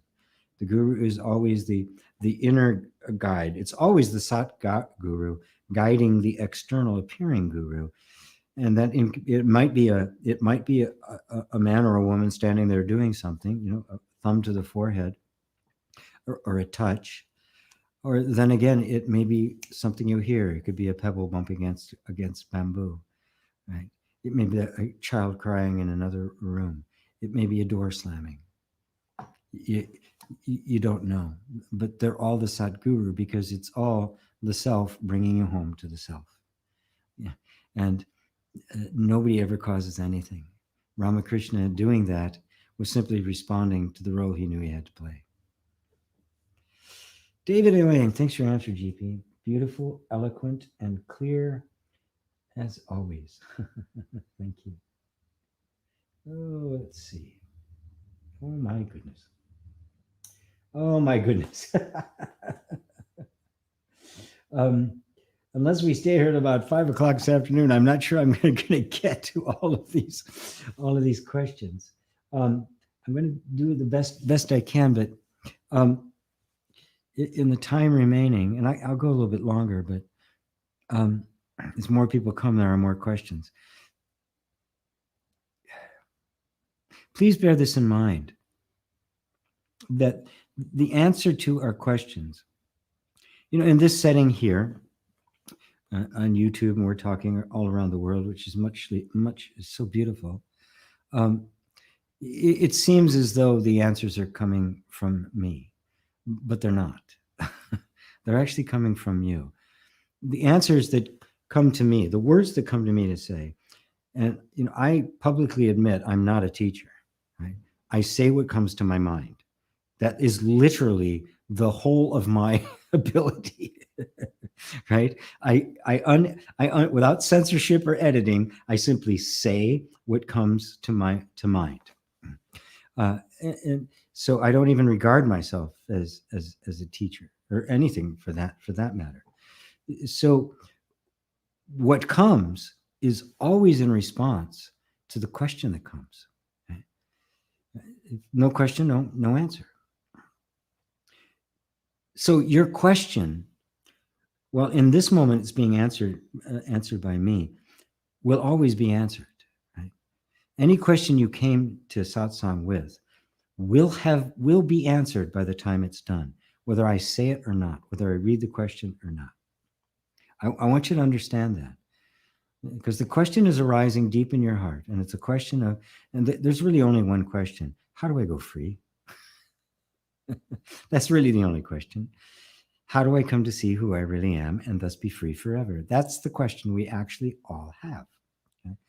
So just cherish that. Right? So every answer I give is for everyone. And sometimes the digression I might make or the slant I might take with it isn't even for the person who asked the question. It may be just taking that side trip because somebody else needs to hear it. Right? So believe me, the source of these answers and the answer to your question are all coming from the same place. Right? It is all perfectly laid out for you. Nobody's controlling this. Okay? So I really wanted to point that out to you. That somebody said, "Oh my God, he didn't get to my question. This question is burning inside me," and I'm like 100 people down the list. Every answer is for you, because I'm always saying the same thing over and over and over and over again. The answer, you're looking for an answer to the question. I'm looking at you as the answer. You are the answer to the question. In a sense, you believe you're looking for something outside, but you're not. You're looking for yourself. So you, the one who's aware of the question and the answer, is the answer to your question. Again, as St. Francis said, what you're looking for is where you are looking from. Bring your attention there. Just bring your attention there. Your mind will struggle doing that because for the mind, there's nothing there. There's only the sense of being, and the mind can't see it. It's not an object. It can't be something it can grab and therefore control, try to do something with. It is simply the sense of being. And that sense of being, while it doesn't seem like much, is the key to the infinite. All right. Burdette says, hello, Donna. Tina, what about, oh no, Dale, sorry, skip Dale. I don't have any question lately. Thank you for sharing your wisdom with us. I can't see how much it has helped and how much I appreciate how ordinary yet extraordinary it is. No mystical ritual needed. And that's a perfect way to put it. It's ordinary yet extraordinary. The truth appears as the ordinary human being. How else could it appear? It becomes as a super being, right? Or some big deal, or a bunch of aliens or something. It's like, we'd be so overwhelmed with it, right? This big thing in the sky, Christ coming down on a cloud or a spaceship or something like that. It has to appear as the ordinary human being. It has to appear, it's the Buddha next door. It's not the no special Hollywood special effects. This isn't Avatar. Just average, right? The truth shining through average, right? Just normal, ordinary. Tina Helene Lohman Peterson. What about codependent narcissist? Be talking about a lot this year. What do you think? Thanks. Narcissist? Oh, yeah, okay. Well, I'm not quite sure what you mean by what about. All of these are distortions of the sense of self, right? And if I am somebody who has a sense of themselves as really being less than, as being insignificant, unimportant, having to get everything from somebody else, I'm going to naturally gravitate towards someone who I think can give it to me, and I'm going to want to hold on to it. Now, of course, that energy is going to find someone who's equally messed up, right? So it becomes a love affair made in hell. The needs of this imagined self and the needs of this imagined self, they sync up. And so you get this environment where nobody's growing, right? And everybody's trying to suck everybody else's energy. And of course, they deteriorate, they get bad, but they don't want to let go of it, right? They don't want to let go of the relationship. More importantly, they don't want to let go of the sense of who they are. Now, in extreme cases, egoism in extreme cases becomes totally narcissistic. It can't see anything but itself. My mother was like that. Everything was interpreted from her point of view. Every time anybody would say about anything, the next thing about her would be about her. And you've all met people like that. Somebody would say something, well, I had that too. It was even worse for me, right? That is a species. Some narcissism can get so pathological that it simply cannot see anybody else's point of view and has no empathy. Right? So if you've got a narcissist, right, sucking, an emotional vampire, and you got somebody else who just needs to be wanted, and they just keep praising and praising and praising, you've got a relationship that'll work for a while. It'll appear to work, right? This one feels satisfied because somebody loves me, somebody's taking care of me. Look how wonderful they are, and they're satisfied because, well, look how wonderful I am. Yep. And they're sucking each other's energy. It will eventually deteriorate and collapse. It has to, because everybody runs out of energy at some point. That state of mind, it's a sickness. It's hard to get out of, right? Without something intervening. And that something that intervenes is suffering. Suffering is not a bad thing. It's not to be avoided. It's to be understood.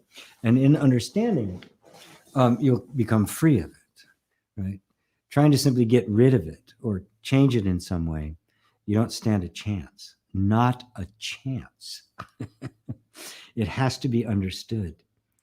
And then you can see that the actual cause of it is this false sense of self that I have been identified with. And that false sense of self is inherently incomplete, right? It is inherently unhappy. It is discontent, dissatisfied, and due to its own self-ignorance, it's forever looking for satisfaction outside itself. And that can come in the form of greed and extreme avarice. It can form of manipulation and power grabs. It can become codependent. It can become narcissistic, become emotional vampires. It can be all of those things.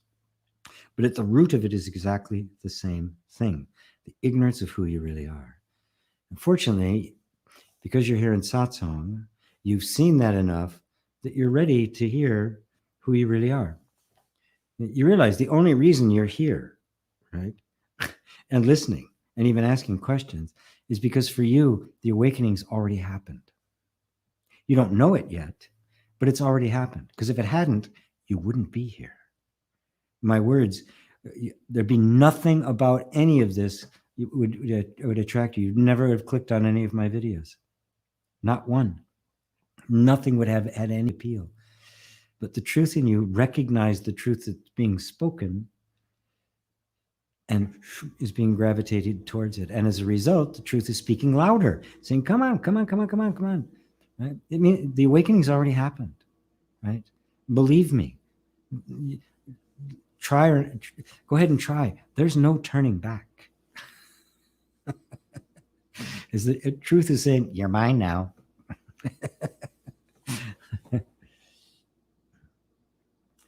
Oh, and another Dale from Mindful Zero. Hey, Dale.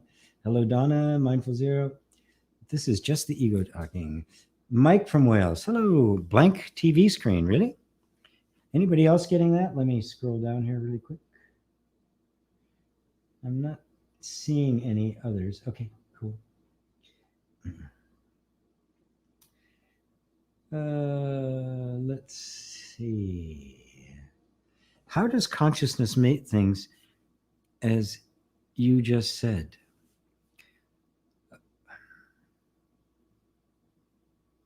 How do you make your dreams at night?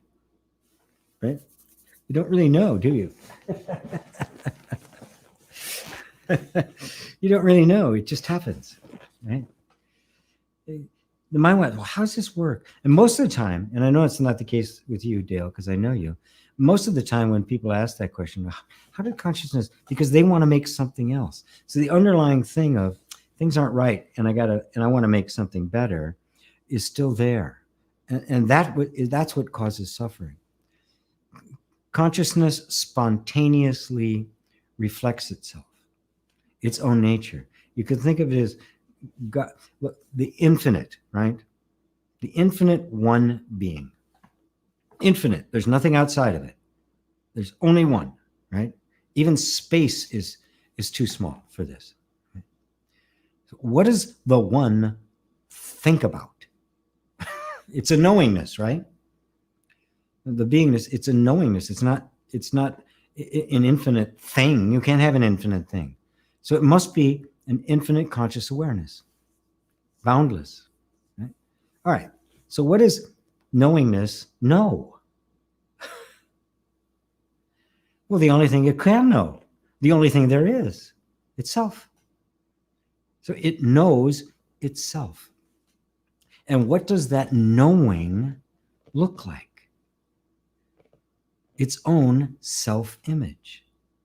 What's it made of? The knowingness. It's made of the same stuff. It's the only stuff there is.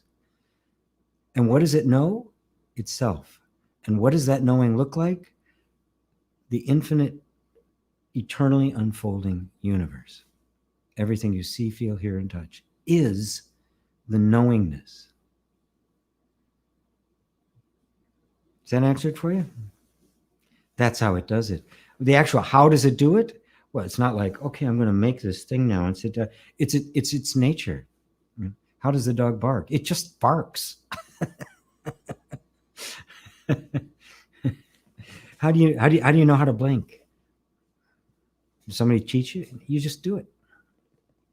The mind wants to see, thinks of it as a process because it thinks of it as this, as consciousness doing something other than itself. It's only doing what it is, which means it's not doing it all. It's just being itself. The TV is still, oh, blank TV, but the TV is still there. Oh, I see. I'm sorry. I thought you were talking about this. This is blank. You're talking about, yes. Yes, indeed. It's like the computer screen, right? It's even a better metaphor than the projector on the screen. That's a useful metaphor in some instances, but the computer screen is extremely powerful metaphor, because right now you're looking at me, right? You're looking at this video. You're looking at the comments people are making, right? Simultaneously, you're looking at the screen. Matter of fact, no matter what you look at, you're looking at the screen, right?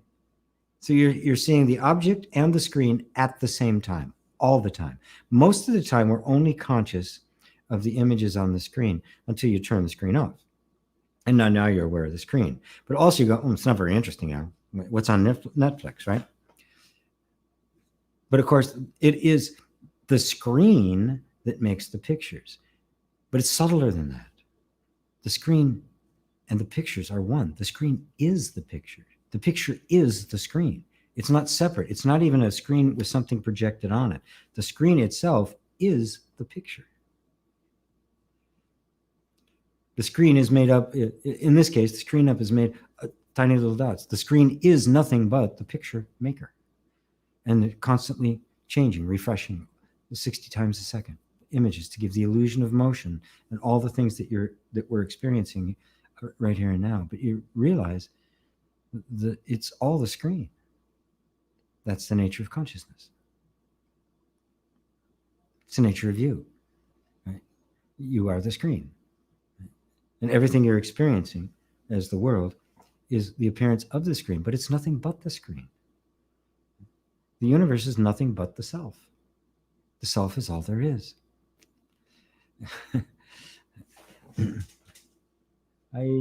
City, IGP from New Jersey. Can you please explain doing things without thinking, making a decision without thinking? Sure. This will help Roberto too. Recognize that you're not deciding. And while you think you're thinking about it and deliberating about it, what you actually are experiencing are simply a flow of thoughts, right? You're watching a flow of thoughts. And the thoughts are going back and forth. Should I do this? Should I do that? And then at some point, a choosing thought pops up. Everybody else jumps on. It takes the lead, and you're on your way. Now, now look at that entire process. Were you there anywhere choosing anything? Were you deciding? Or were you actually just witnessing how thought flows into what we call decisions? Right? The fact of the matter is all decisions are made without thinking. That is, defining thinking as our active involvement in controlling the process by which thought comes next. You can't determine what thought comes next. I should ask, what's your next thought going to be? So all decisions happen without thinking, right? Thinking as my active involvement and control of the flow of thoughts. Without that, what we call thinking is nothing but the flow of thoughts. They come in succession, they come in a row, they come according to a pattern. We call that thinking, and then we say, I am thinking, right? But the thinking has already happened. It's going on all the time. And every now and then the thought pops up and says, I'm thinking. But that's just a thought. And that thought, I am thinking, that I itself is just a thought. It doesn't exist. There's nobody thinking. There's nobody deciding. There's nobody making choices. Life is simply happening. And you are the witness of life. And you are life. So you're simply witnessing a process that's going on. So you realize that every decision, quote unquote, that you, quote unquote, have made, quote unquote, wasn't a decision at all. It was simply the flow of life. And if you can really see this and take it into your heart, all sense of control, sense of fear, and the enormous benevolence of life will just become in front of you. And a burden of make the right decision. What do I need to do? Shall I do this? Shall I not do that? Will be gone. Because it's an illusion. The sense of control over it is an illusion. So you're not really in the mindset, yeah, but nothing's going to be, what's going to be decided? It's going to be chaos. No, there's nobody, you've never been in control. That's the insight. Oh my God, it's always been happening that way.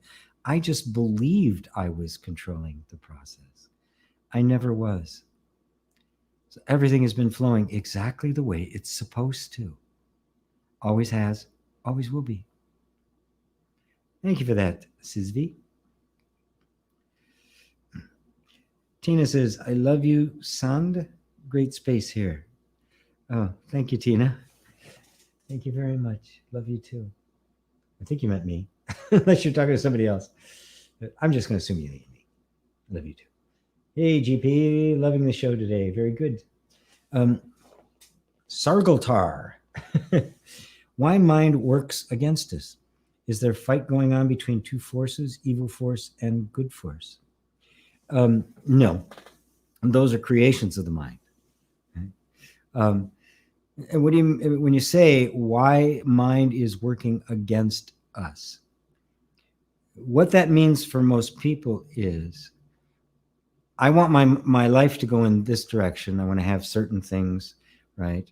And for some reason, I can't make it work. And my mind's giving me a lot of trouble about it. Now, another place you might be is that my ambition, my aspiration is for spiritual awakening. And I'm meditating and my mind is always struggling with me, right? Right, okay. When you say, my mind is working against me, if you believe that, you believe it into existence. Your belief in that thought creates the apparent conflict. If you drop that idea that it's working against you, because it isn't. The mind is just doing what the mind does, what it was programmed to do. It's conditioning. You know, it's like saying that the rainstorm came, you know, and it's raining on me. The rainstorm is trying to get me. The wind is trying to get me. No, it's not. There's no personal vendetta whatsoever. The mind is just a flow of thoughts, nothing more. So it is neither for you nor against you. It is just going the way it was programmed to do. When you say it's against me, you put yourself in the position of saying, the mind should be doing something different. It shouldn't be this way. And then you make it an enemy and you start fighting with it. Right? You start trying to fight with it. When in fact, it's like trying to fight a river, stop the river from going downstream. You can't do it. You're not supposed to do it. You don't need to do it. And you're the one creating the conflict. Now, the beauty of that is, I can drop the conflict right now. There's nothing wrong with the mind. It's not an entity, a being trying to get me. I just thought it was. And because I thought so, I put myself in an antagonistic position towards it. So in my illusion, I made it into an enemy. And then because it seemed to be working against me, it's evil. I'm good, right? It's, you know, it's the devil, it's the deceiver, it's the trickster, it's the ego trying to mess up my life. And all of that is your own creation. Drop it, let it go. The mind is just flowing according to its patterns. And then stand back and watch it. And from this position, you're actually in the position to recognize the patterns. Some patterns are more valuable than others. It's just an inner wisdom or discrimination that takes place, right? So there aren't two forces at all, right? Unless you decide there is. That's what Christ meant when he said, love your enemies. Do good to them despite if you use you. Why? Because if you love your enemies, you find you don't have any. You find you created them in your mind, set about, created your own energetic reaction to them, and thus you made an enemy that you're fighting. It's all a mirage. Let the mind be what the mind is, and don't worry about it, and you'll find that all of that will just fall away from you. Thank you so much. Thanks for that question. Sargultar 999. Hello, Penny. She says she's here. Terry Angel says hello. G and everyone, hello. Nawaf, hi GP. This is Nawaf from Saudi Arabia. Hello, Nawaf. So good to see you, my friend. Krishnamurti stated that the thinker and thought are one. However, we know that thoughts appear in awareness and they are not one. How to reconcile the two statements? Well, the thinker is a thought. Right? Awareness is not the thinker. Right? Awareness is simply aware of thoughts. Nobody's thinking the thoughts. Right? It's just flowing. Nobody's pushing the river. The river's just flowing. Nobody's flowing it, right? Nobody's sitting up there, grinding it. Come on, get down there. Nobody's doing that, right? So there is no thinker. This is what he meant. The thinker and the thought are one. But the thinker is a thought. It's just part of the flow of thought. There's a thought there and then another thought that says, I thought that, right? I'm the thinker. I made that thought. I made that decision. I did that thing. It's just a thought. The thought of I is nothing but a thought, right?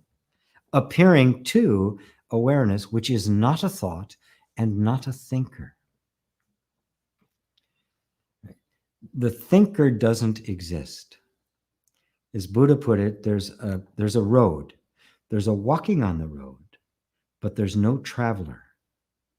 There's just the flow of life, which is a manifestation of awareness, but it is not an act of will or volition, right?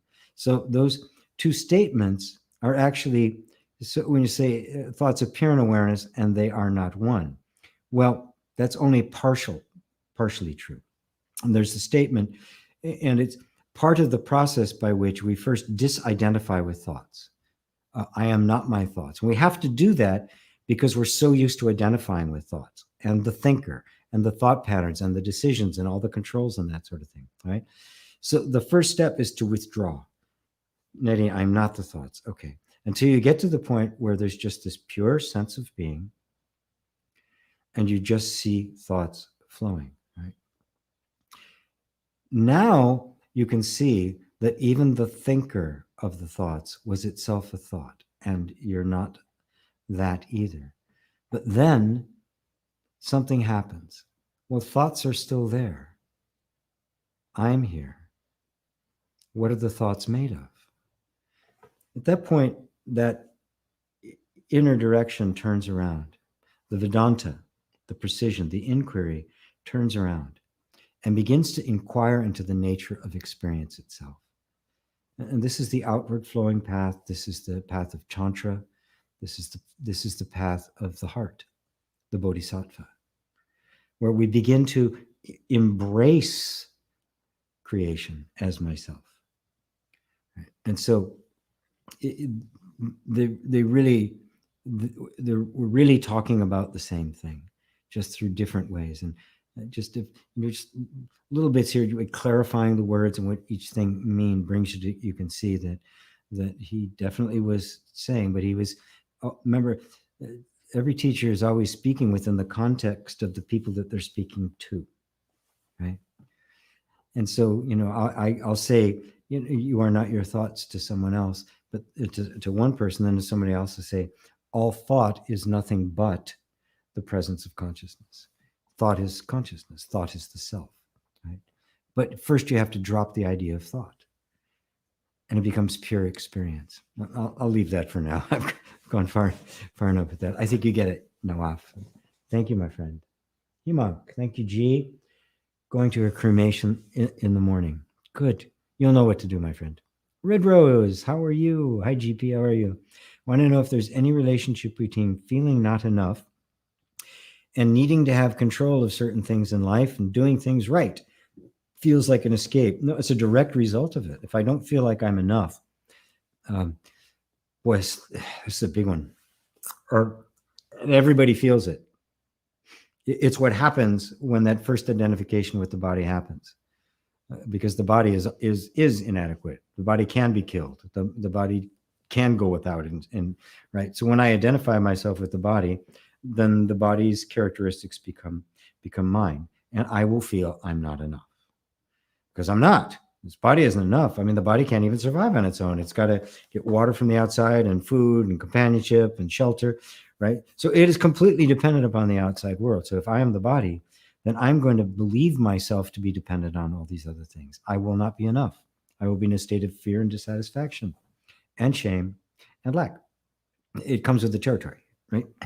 Okay, so given that, right, how then do we react to this underlying energetic assumption that we all have? Well, it depends. It's different for every individual because everybody has different conditioning, right? Some will be more extreme than others.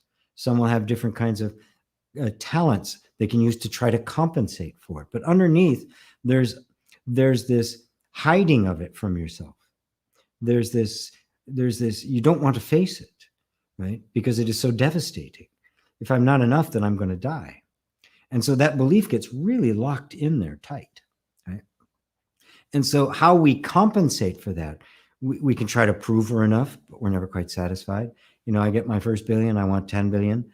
You know, this is graphically true of billionaires who they never have enough.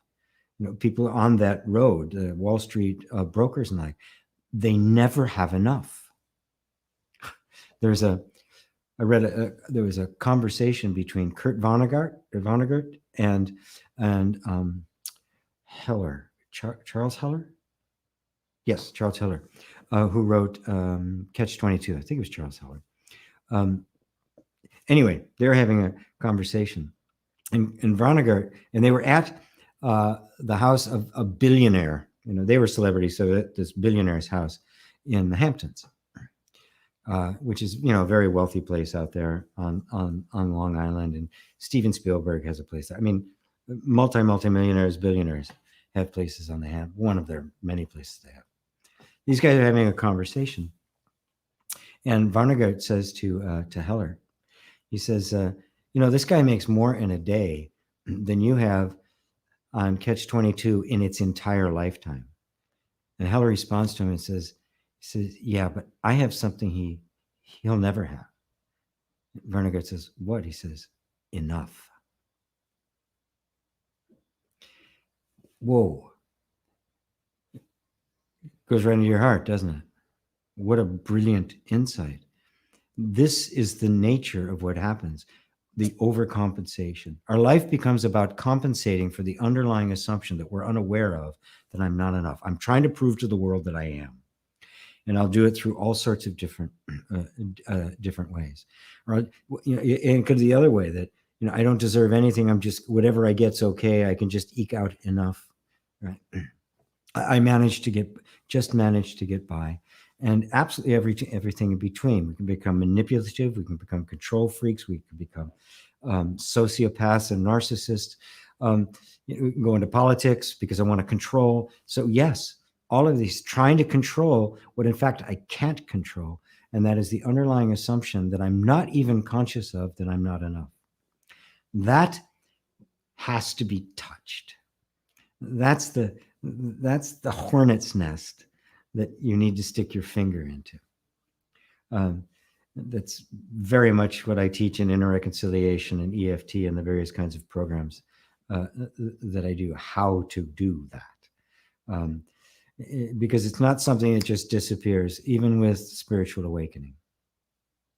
It takes preparation, lifetimes of preparation. And fortunately, you've already been through multiple lifetimes of preparation, or you wouldn't be sitting here listening to me. These words can't even get in if you've not already gone through enough preparation that you're ripe. You're ripe now for the thing to break open. Does that answer it for you, Red Rose? Sophia, now that I know your actual name, or Sonia, now I know your real name. Ani says, thank you so much. Such thorough, helpful, and meaningful responses. Good. Thank you, Ani. Plan, I am nothing, I am everything. Yes. Now, who can say that? Can the personal sense of self say that? Only that which is nothing and everything and beyond all opposites, because that's the only way you can say both. Only that which is beyond that can make that statement. Be that, because you already are. Christ made the most marvelous statement, one of the mystical ones. Most of the time he buried it in stories and parables, historical references, because he was an enlightened being that appeared in a very unenlightened culture at a very unenlightened time.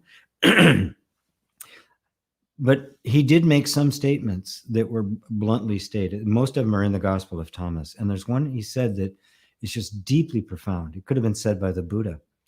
And he said, he who drinks of my mouth shall become as I am, and I shall be he. Wow. He who drinks of my mouth, that is, imbibes the truth of my being, feeds on that, shall become as I am, shall merge with God, merge with the I am, and I, the truth, the true I am, the true self, shall be he. The human disappears. The human identity, the false self, simply disappears. And God is self-realized. Only God realizes the self. The self realizes the self. The guy in the dream doesn't wake up. 222. Let's see what I got here. Ooh, still quite a bit. Okay. Let's see if there's any here that I'm going to take one last one here.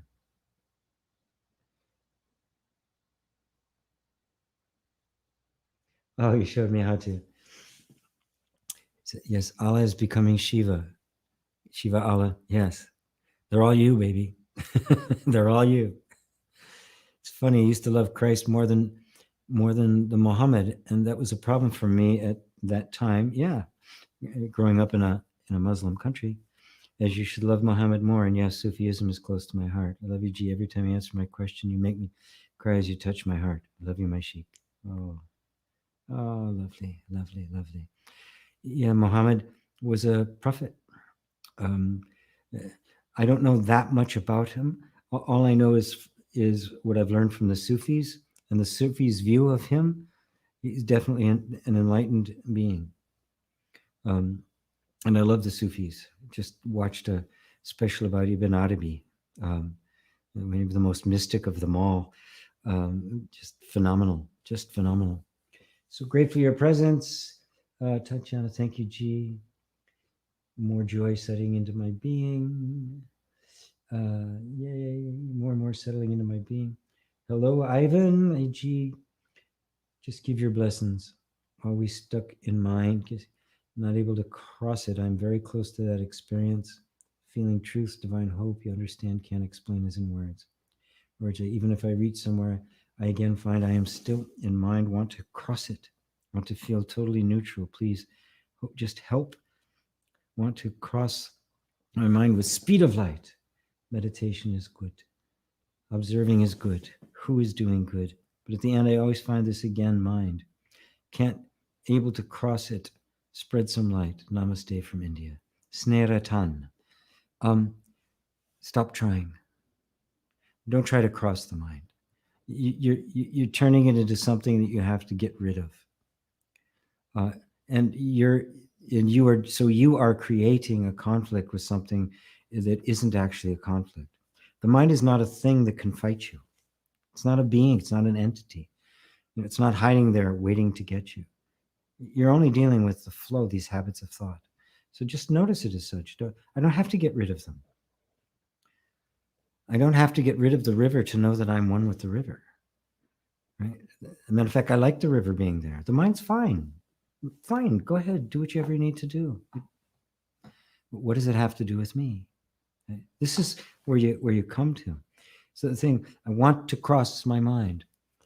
What you want to do, don't think that the mind is an obstacle.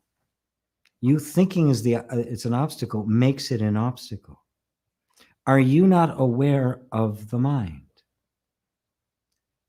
So is the actual awareness being blocked? And you need to cross anything to get there? Well, no, obviously not, because you're aware of the mind. And what are you trying to cross the mind to get to? Well, to pure awareness. Guess what? You're already there. It's what's aware of the mind. You are already there. Now drop the conflict. Really, just drop it. Oh, I don't need this anymore. Mind's fine. Now, it may come up again and say, oh, you got to cross it. No, I don't. It's just a thought appearing to me. I'm already there. What will I find on the other side? More of me. What will I find in the middle while I'm making the journey? Me. I'm here all the time. I'm all that's ever here. I am that I am. I'm speeding up my edits here. So, does that help? Snaratan in India. I love getting questions from people in India. It just makes me feel so connected to my roots, because that's where this tradition came from. They all did. The mother of spirituality, Mother India. Thanks. My mom was ego narcissistic, like alcohol, pills, medicine. I say, stop, wake up. When my mom took away her body, 48 years later, I take learning and grow what my space was. It was 160-degree mom kid.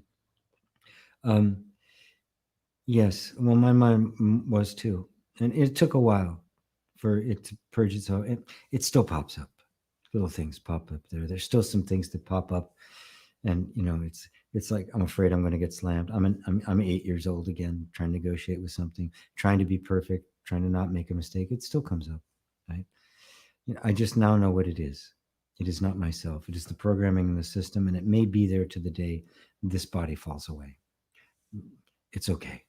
Recognize it's not you, and really the game is over. Right? You can let it be there. Eventually, it will run out of steam. Snaratan, it means everything I think constructed my previous learnings that I don't want, because when logic comes, mind comes. Then change goes on. I'm studying I myself word very deeply, but not able to cross it, dropping the divine speed from light. So I hope my answer helped you there. When logic comes, mind comes. It's not completely true. Atmananda referred to higher intellect. Using your intellect, your high reason, really precise logic and scrutiny, that's Vedanta. That's genuine inquiry. It's a tool you need to use so that you can see through the mind. You're literally turning the mind on itself to see its own functioning. Or more accurately, you're stepping away from the mind into real intelligence, of which logic and reasoning are a reflection. Because you keep intelligence. You're stepping out of the mind, which is the flow of thoughts, but you're keeping the intelligence, which is that capacity to discriminate and examine the thoughts and go, whoa, okay, and see that thought isn't true. You don't have to cross anything to get to yourself. There's a funny story of the man who comes to the river. He's looking both ways. He's trying to get to the other side of the river and he can't see a way. The river's too deep. It's running quickly. There's no bridge. There's no ferry. He yells to the guy on the other side of the bridge. He says, "Hey, you, how do I get over there?" And the man responds, goes, "You are over there. You are over there. You're already where you're trying to get to." Or as Nisargadatta put it, having never left the house, you're asking for the way home. It is an illusion thinking that there's some place you have to get to. You're trying to get to yourself. Where are you? Are you anywhere else but that? Are you anyone other than yourself? This is the illusion. Let it fall away. Just let it fall away. It's no longer needed. This is the light. This is the divine speed you're looking for. Instantaneous. Drop it. Mr. Miyagi, why are there so many ways as to be in awareness? Ignore feelings, feel feelings, fully surrender to the present moment, identify with I am, sinking attention back into self. All of these methods work, but it gets confusing. Oh, it sure does, right? Because they're all conveniences, they're conventions for the moment, they're a concession to this moment, whatever the moment needs. Sometimes the moment needs to just fuck it. Fuck it and watch a movie, right? Sometimes it's really a concentrated, just sitting, watching thoughts come and go. Sometimes it'll be putting your attention on the I am, right? And I'm sitting talking to a lot of people. I mention all sorts of different ones. They're all valid, but at any given moment, they're not, right? And so, yeah, which one do I use? It can be very, very confusing. Just pay attention to your own feelings and your deep desire to simply know who you are. And say, okay, what do I need to do now? And consult with the teacher. Ask the teacher, what's the best practice for me right now? Right? And it'll depend on where you happen to be on along your path. Somebody I might say, focus on the I am. Somebody I might say, watch thoughts. Somebody else I might say, do an inquiry. Who is it that is suffering? Who is it that is wanting? Right? But it'll be different, right? So you might not be able to assess it for yourself or choose the right method, right? And so this is where the teacher becomes necessary. And I will be doing a retreat next month, so you're more than welcome to come, or have a private session too. Those are available. Just wanted to touch your feet. Truly, those are not words. Hope you understand. I do. And just that feeling of wanting to touch the feet of the guru means you're touching the feet of the guru, because the guru's here. Right? You certainly don't have to touch mine. Even my teacher Muji doesn't let people touch his feet anymore. He allowed that for a while. He he allowed it. He never really asked for it, didn't really want it. But now he doesn't even do that. He says, no, you don't have to touch my feet. And I have touched his feet. And sitting at the feet of the guru is, it's the best place in the world. I did it. I got through them. It took a lot longer. What a beautiful view you have in your backyard. It is a lovely atrium out there. It's not merely my yard. I mean, it's a small apartment, very humble abode all around, but there's a big atrium that several of the apartments here share. And so, it's quite lovely. It's quite lovely. So, and I put my flowers there in front because in the winter I can't really open the door. As always, such fascinating conversation. Thank you, Christina, also from EWN. What a beautiful view. Just want to touch your feet. Ava, Mary. Okay, I did it. I got through them all. I didn't think I was going to. Of course, I stayed longer than I always planned. That time just keeps creeping up, doesn't it? So, let's let that all go now for now, folks. Thank you all. Thank you, thank you, thank you for being here. Thank you for responding to the inner call that led you to satsang.